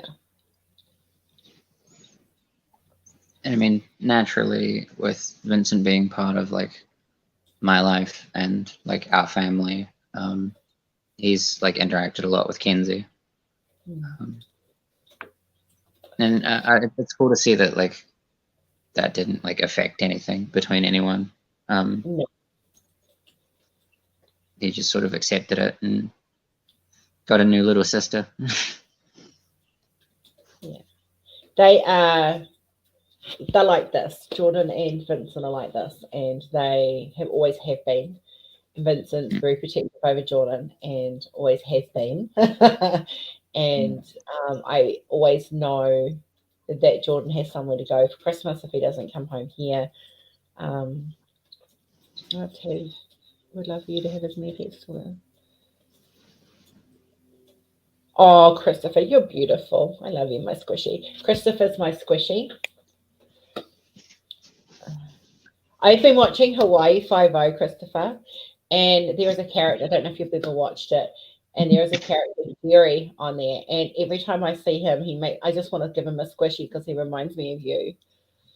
You don't remind me of him, he reminds me of you. I'm working on my pain pretty much tomorrow. Thank you, Jordyn, for sharing so much with us. I've learned so much. Well, this is what we wanted you guys to understand. Like we've been on a journey as a family. We've been through a lot of trauma. We've been through a lot of trials and tribulations together, and we didn't always get it right because no one is perfect. But where we are today is because we've been through everything that we've been through, and we've grown together as a family. And I think Jordyn will agree with me on this one. That is one of the most important aspects is growing together. Christopher, if you've seen Lost, you might have seen Lost. He's on Lost as also. He's got the curly hair. The curly hair. Big guy. Big squishy guy. Squishy. Yeah. Thanks. Yeah. I'm assuming you're reading the posts as well, Jordyn. Yeah. I try to be the best I can. You're doing good. You're doing good. Hurley, yeah, that's him. Yeah. Yes, I love Lost too. Yeah, see, you're he reminds me of you. Yeah.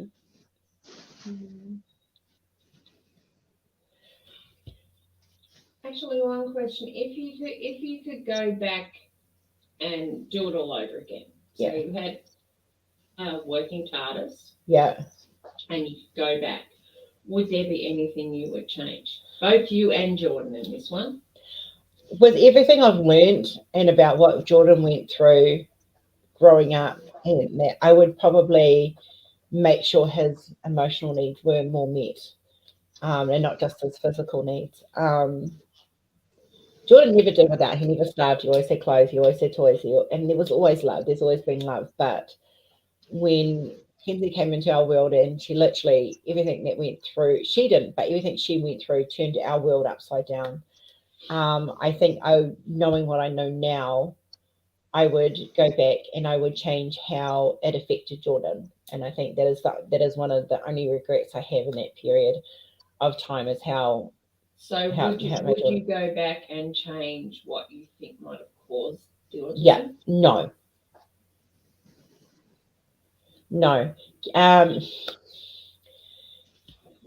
Autism is genetic. Mm-hmm. So to change that, I would have had to either not have her or have a different father for her. So those are the only two options. Because if it came from my side, then because we don't know which side it came from, it could have been a combination of both. So not having Kenzie in my world is not an option. Not having Jordyn in my world is not an option. I would still do exactly the same things as I did, other than I would rectify the stuff that Jordyn went through. What about you, Jordyn? I don't think I'd go back and change anything. As hard as a lot of it was, to go back and change something like that, I think I'd be quite a different person. Yeah. I think a lot of the hardships that we went through as a family have helped shape me into who I am today. And I'm not by any means perfect, but you are in my world. Yeah, it could be worse if it could be better if I didn't go through all that, but I could be a completely different person. And I don't know, I like where I'm kind of like where I'm at. You're at a stage in your life where you're learning to grow and you're finding out who you are as a person. And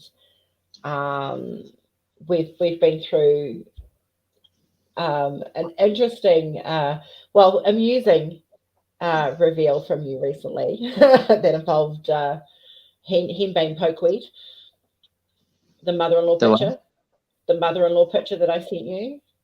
Oh yes. That was rather giggle on both our parts. Yeah. I think that's an interesting way to put it. Yeah. And that's not for me to reveal. That's if you want to reveal that, that's up to you. But we've learned ways to communicate better over the years, I think, and especially in the last 3 to 4 years.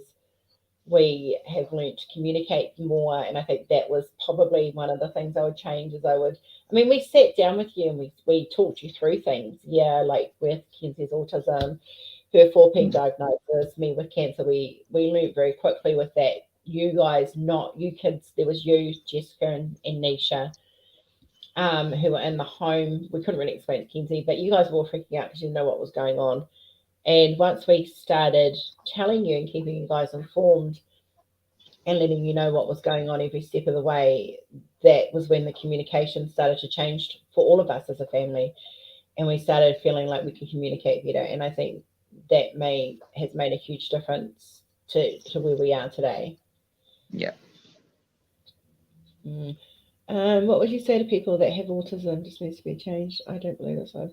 I honestly don't think autism people need to be changed at all, personally. Kenzie is who she is. Without her autism, she wouldn't be who she is. The only thing that would make me question that at all when it comes to Mckenzie would be her quality of life. But then Kenzie has a pretty good life. She has got so many people in this world and in this room right now, in this chat, who love her.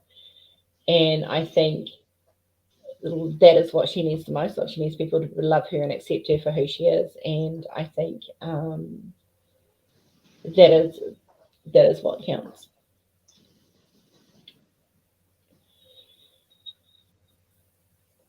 Angela, I agree 150,000%. I am very proud of this young man that is on this chat, and I am the proudest mum ever. And I have watched him overcome so much. And the whole idea of this chat was for you guys to understand that autism, while autism is around the person who actually has the autism, but it does affect families. And I want to give this whole, my side of this event is bringing the real stories and bringing in to let you guys know. But if my personal life, this is not something, this is a side that we haven't shared before. This is the first time that Jordyn and I have sat down and openly shared with anyone, let alone on social media, what it's been like for him and discussing how it is for him, and me openly saying, I have made mistakes with raising Jordyn. I didn't do things I should have done. I did things I shouldn't have done. And, but as parents, that's part of learning. He was my firstborn. And he was a perfect baby. He really was. I mean, come November, I'll embarrass him with photos, but not right now. He was the cutest little. He was a great baby. He was a very great baby. He's always been very much loved, but there were times with Kenzie and her needs that we weren't as openly about sharing, making sure that he knew that. We didn't reinforce that in him for a few years in there because things were so rough. But I think he now knows, we've talked about this, and he knows that he's very much loved. Oh, Chris, yeah. There's a lot to admire about my boy. But I'm biased. Maybe a little bit.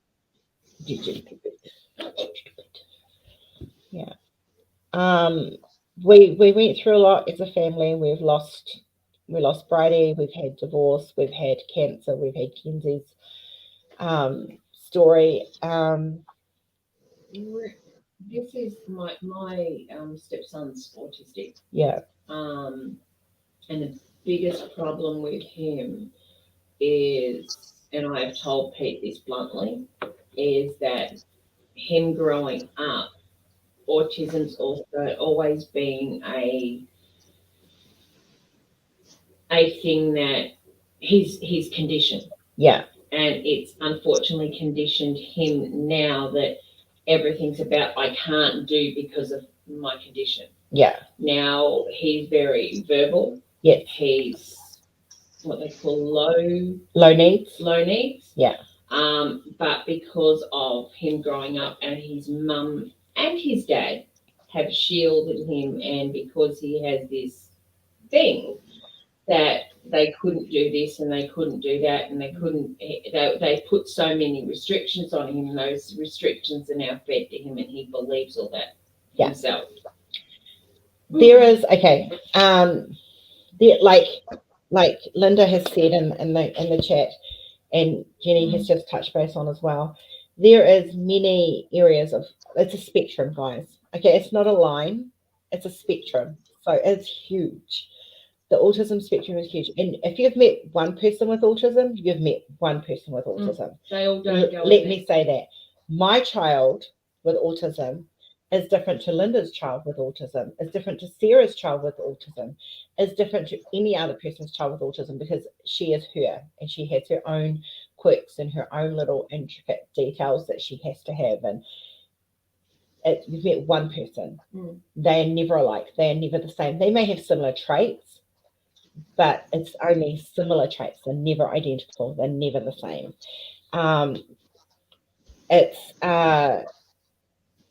Please understand, I'm not an expert with autism, and I said this.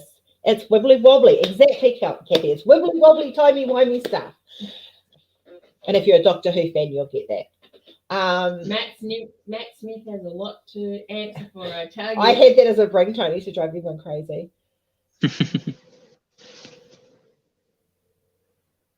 Sarah, I am so happy for you. I think there comes a time when we have adult children that as parents, and this is something that Jordyn and I have just naturally worked on as he's got older, you mend the bridges and you mend the ties, and you, like, I have this saying, and Jordyn will probably remember this from when because I've used it while he was growing up.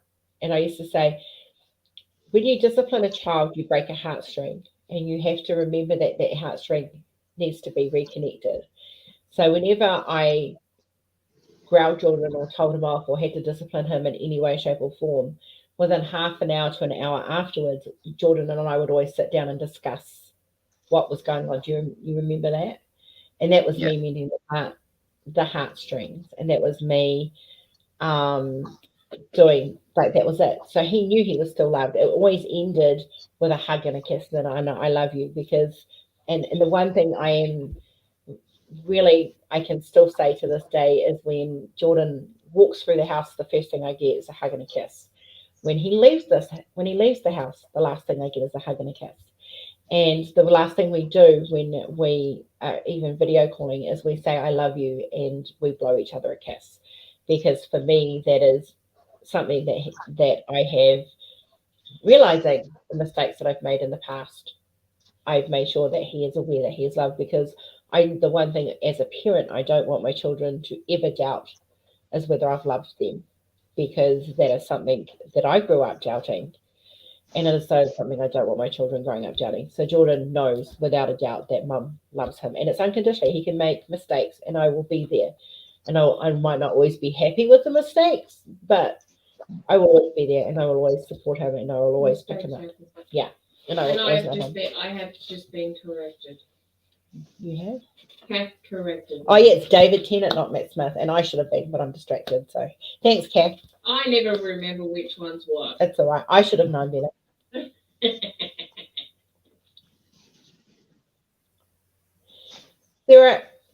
Okay. I have, and I'm not saying this to tag you, but you've just made me think of it. Jordyn has heard me say this many times. There is two things in this world, and you have the choice to be when you've been through trauma. And I've been through trauma, as you guys know. Jordyn's been through trauma. Everyone's got some sort of trauma. And so this is my advice for you, Sarah, for anyone who's actually been through trauma. You've got two options. You can be a victim or you can be a survivor. Those are your two choices. Mm-hmm. Now, I've always chosen to be a survivor because I refuse to play victim, and I refuse to be a victim. I'm not a victim of my choices. I'm not a victim. I'm a survivor of what's gone on in my life. Jordyn is a survivor of what he's gone on in his life. And that is how I've raised my children. I don't do the victim mentality. You can heal when you get over the victim mentality. Yeah. So remember that, guys. Choose wisely. Be a victim or be a survivor. It's your choice. I don't have the right to tell you what to choose. But let me tell you from experience, the survivor journey is so much more rewarding than the victim journey, because you heal, you learn, and you move on, and you learn to love again, and you learn to respect people, and you learn to love yourself. And that is the biggest thing, is learning to love yourself. I love myself. I love who I am as a person. I've made mistakes. I haven't always been great friends, or I haven't been a great mum, or I haven't been a great wife, or whatever. But I am who I am, and I accept that that's who I am, and I make mistakes. And that is my advice. And it's very hard to move forward when you Holding you on. live in that victim state, because Yeah. you hold on to Yeah. a lot. Yeah. I spent, guys, okay, so Jordyn knows this. I am completely open with my children. I spent 16 years of my life growing up being sexually abused. All right. And for many years that affected me, and I was a victim, and I lived in that world. And then one day I decided enough was enough.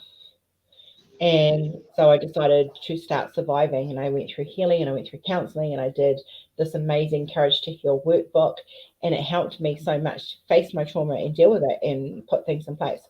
When Jordyn went through his bullying, one of the things I said to him was, you can be a victim or you can be a survivor.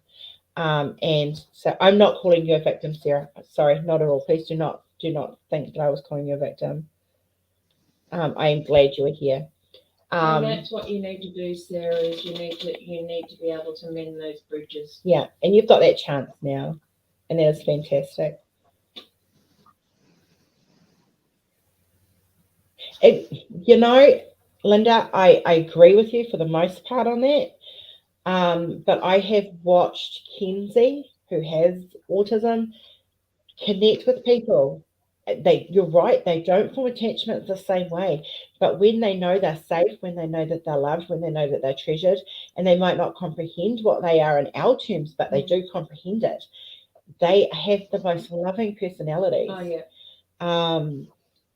And I think the older autism community has been through so much more trauma than the newer generations coming out in Kenzie's age, because they grew up with the hate and the stigma and the bullying and the judgment.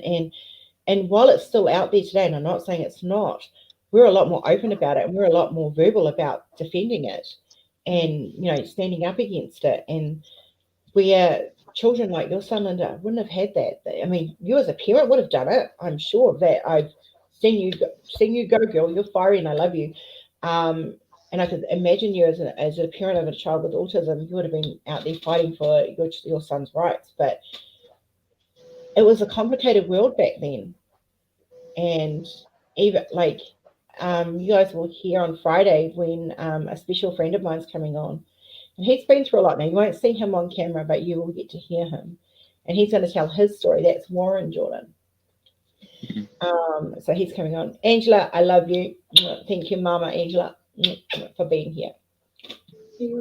Going back to the way autistic children show love, or autistic people show love.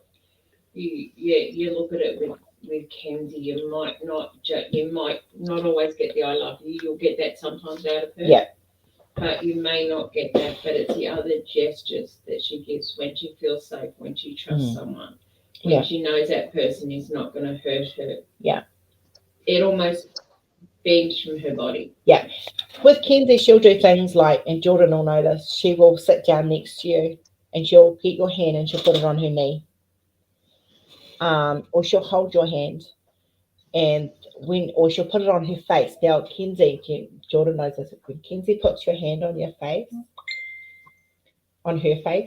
that's a big thing for her, because her sensory has been all around. Like, she does not like her head touched or her hair brushed for years and years, or showering or washing or anything like that. So when she does this, or when she does this, or when she does the full thing, that's her saying she trusts you.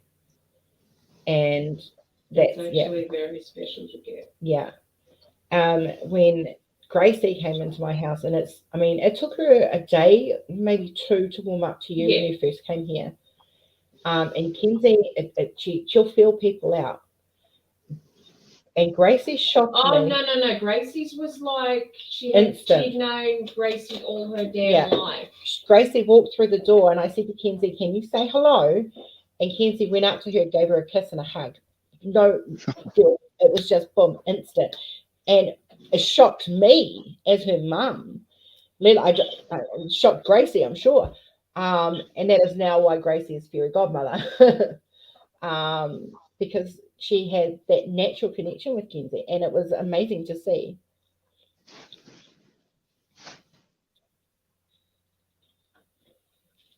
Yeah, showing love is more than just words, and so autism doesn't stop the person from showing love. Exactly. So, Linda, I don't doubt that your son loves you. You're a very strong woman and a very strong mum, and I do not doubt that in a heartbeat. And I know that there are other parents out there who don't get hugs and don't get the I love yous. And the day I got it, I burst into tears. I think it was a Mother's Day, if memory serves me correctly. Jordyn and Kenzie came out, and Jordyn got Kenzie to sign I love you to me, and I burst into tears because I had never heard it, never seen it signed, never.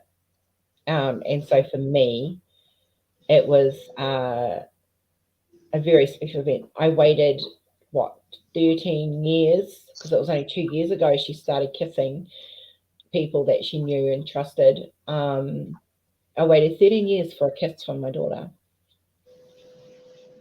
So there are adults and children who don't know how to show the physical contact is too much. And once again, like I said before, you've met one child or one adult with autism. You've met one child or one adult with autism. 19 County, I did see it. I'm sorry. I'm just trying to catch up with that. It all depends on the person. Love needs no words. No, communication is more words. Okay. Kenzie did not talk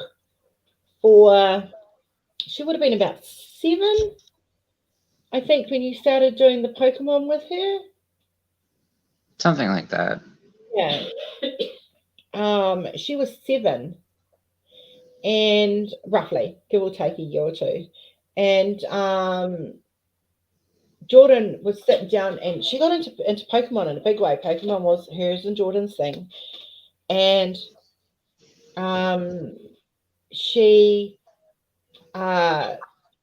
Jordyn started going, "Who's that?"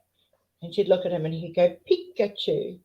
And so he'd break it down for her. And then over about a week, I think it was. No, it was only a couple of days. Jordyn would start pointing out at her, "Who's that?" And she'd go, "Pikachu." So Pikachu was her first word. And I managed to capture this all on video. It was absolutely fantastic. And she knew all the Pokemons, didn't she? You went through them all, taught her them all. And I had a bunch of them that I could just pop up. And who's that? Bulbasaur. Who's that? Yeah. No, Dreamer, she doesn't. She does not realize she has autism at all. I have not found a way to communicate that with her with a way that she would comprehend it. She knows that she is different. I don't need to point that out to her. I don't put a label on her as such. The label for me is a diagnosis that we use to get the support we need to get her the help she needs. Yeah, Kenzie. Yeah, Kenzie is in a special school. She's never been mainstreamed other than kindy, and that was only because her godmother Diane at the time was one of the head teachers, and we felt safe putting Kenzie there, and Kenzie was protected and loved.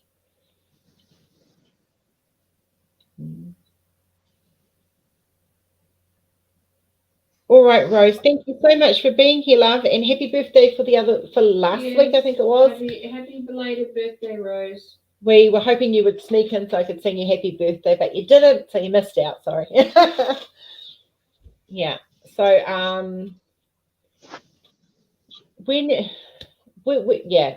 like we'll go to his schooling. So, okay, Kenzie's schooling. Oh, look, guys, I'm quite happy to go over just so you guys understand. Kenzie's schooling was she went to a mainstream kindy. We went through a few before we found one that we're comfortable with, which was where her godmother was schooling, was a head teacher, and so she was safe, she was protected, and she was supported in play learning. So she had play learning. Now, from there, she went straight to Tauranga Special School, and she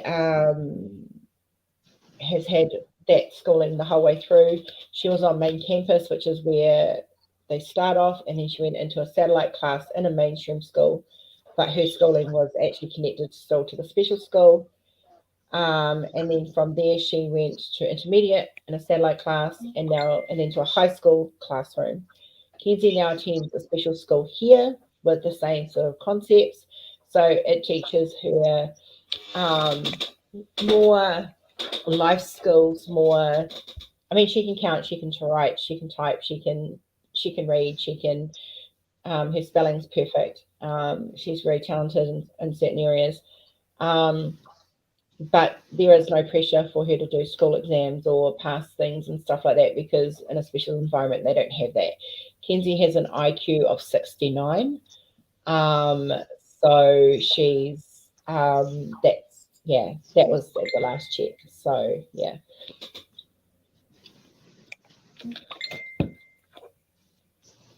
The difference, see the difference with that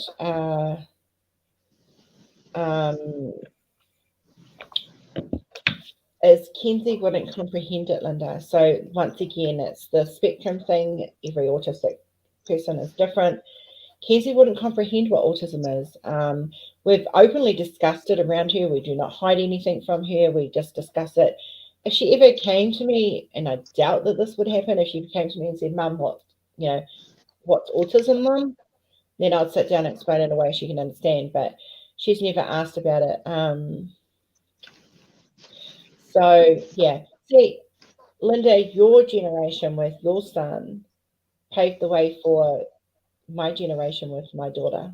So thank you for the hard work you put in for that, because it's parents like you who fought for the rights of your children that have helped me as a parent with the rights of my children. And this needs to be honored, guys. Like Linda's and that generation fought for the rights for their children, which set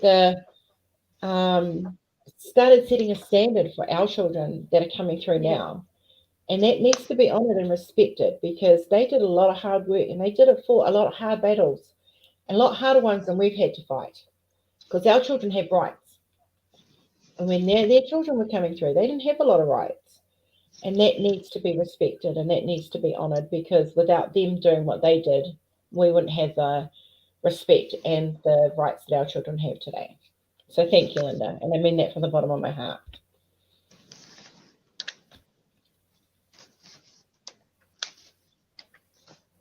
You know what, Linda?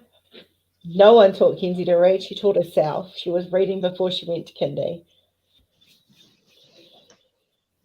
And the school didn't believe me.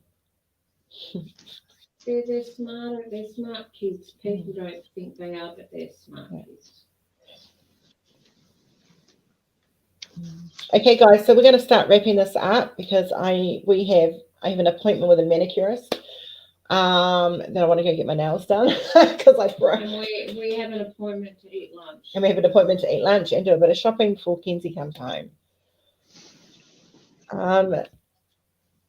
Do you have any last minute questions? Now is a good time to ask them. There is no silly question, nothing. Like you've seen, we're a very open family. So please, if you've got any questions you've been scared to ask away. I'd actually like to just say something here. I am super proud of the people we get on this channel.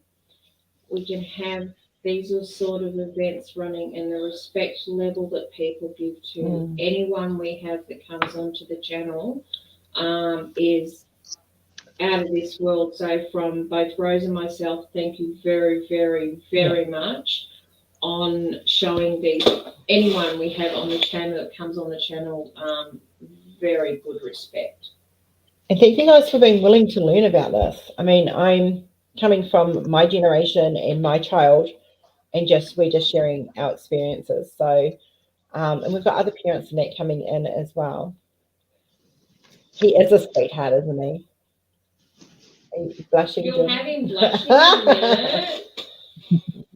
Your pink's gone out of your hair. Yeah. He needs to make it blue now. Yeah, it needs to go blue. It will go something. Yeah. Sometime. When I have the money for it.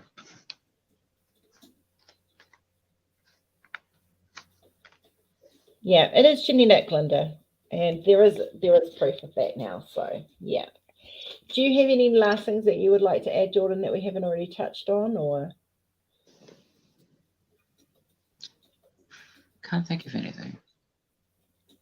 Any words, last minute words of wisdom as a sibling to another sibling who may be watching in the background? Love fast, run hard. No, run fast, love hard, be kind. Look after each other. There you go. He is his mother's son.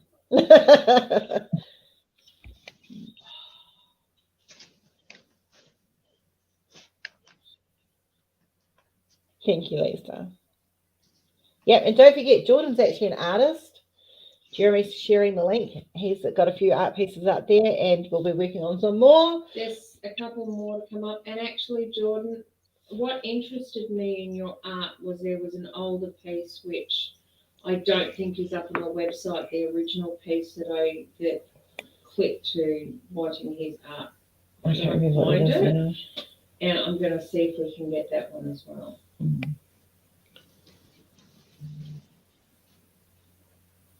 Remember, as my friend Kat from TikTok says, you are all loved, you are all valid. And I really love that saying because I think that is something we need to say more. She says it at the end of her channel. I love you all. You are all amazing people. And thank you so much for listening. And thank you so much for your wonderful, amazing questions. And thank you, Jordyn, for taking time out of your busy schedule to come on and have a talk about this. And I wish, thank you, my beautiful baby, for being honest and being open to come on. And Stacey's just said if you're up for it, she would love to see you do a piece with you and Kenzie in it, or a piece inspired by Kenzie. Definitely something I'll have to think about because it's something I wanted to do. I'm just not sure how to do it yet. Something that represents your and her bond, because that's an amazing bond. I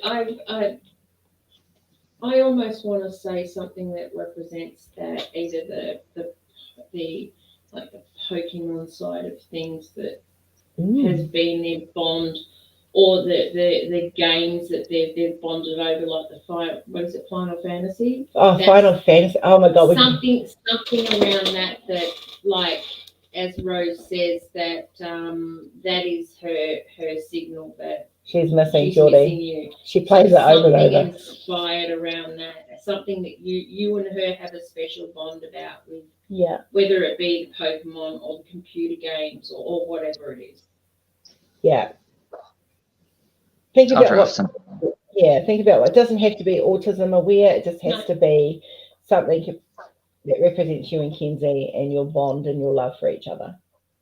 Because I mean, I know there are siblings out there that love, and I'm well aware it could have gone either way. I'm well aware it could have gone either way. They could have hated one another. Oh, Jordyn could have grown. Jordyn had every right to be the resentful kid. Had every right to be, and he isn't. And that's a testament to his mother. So I'm very blessed to have the two children I have. And Jordyn and I were giggling the other day because I put a picture up and it's only like half my face. Remember? And I said, and honestly, you would have sworn it was Jordyn. Like, it was literally just a half face one. Oh, you can see, you've put pictures up where it's been you, Jordyn and Kenzie, and you can actually see the resemblance is like you're looking in a mirror. Yeah. They are so much like their mother. Jordyn is actually a really good blend of both me and his dad. He's just a bit more me in personality, I think, than Dad. And that. Sarah, we are blessed to have you too, honey. Yeah. Okay, guys, we're going to wrap this up. So, Jordyn, I am truly honoured to be your mum, and I have never been more proud of you than I have been today. And I'm sure that will change because there's always going to be something that's going to make me prouder.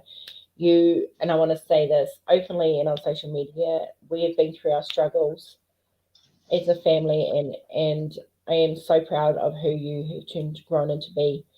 And like I've always said to you, be the best version of you. That is all I ask of you. I'm looking forward to hopefully have you here for Christmas, so I can hug you and not let you go for a couple of weeks, and to spend some time as a family with you and Jordyn, and you and Kenzie, and hopefully Jess and Leash will join us as well, and we can be an almost complete family again. So that would be lovely. Yeah, well, right back at you. It's always cool to hear from you and know that you're still following like your dreams and passions. And I mean, you're over there now, so Yeah, it's been an interesting change for Mum, hasn't it? yeah, That's been good. it's been nice meeting you. Yeah.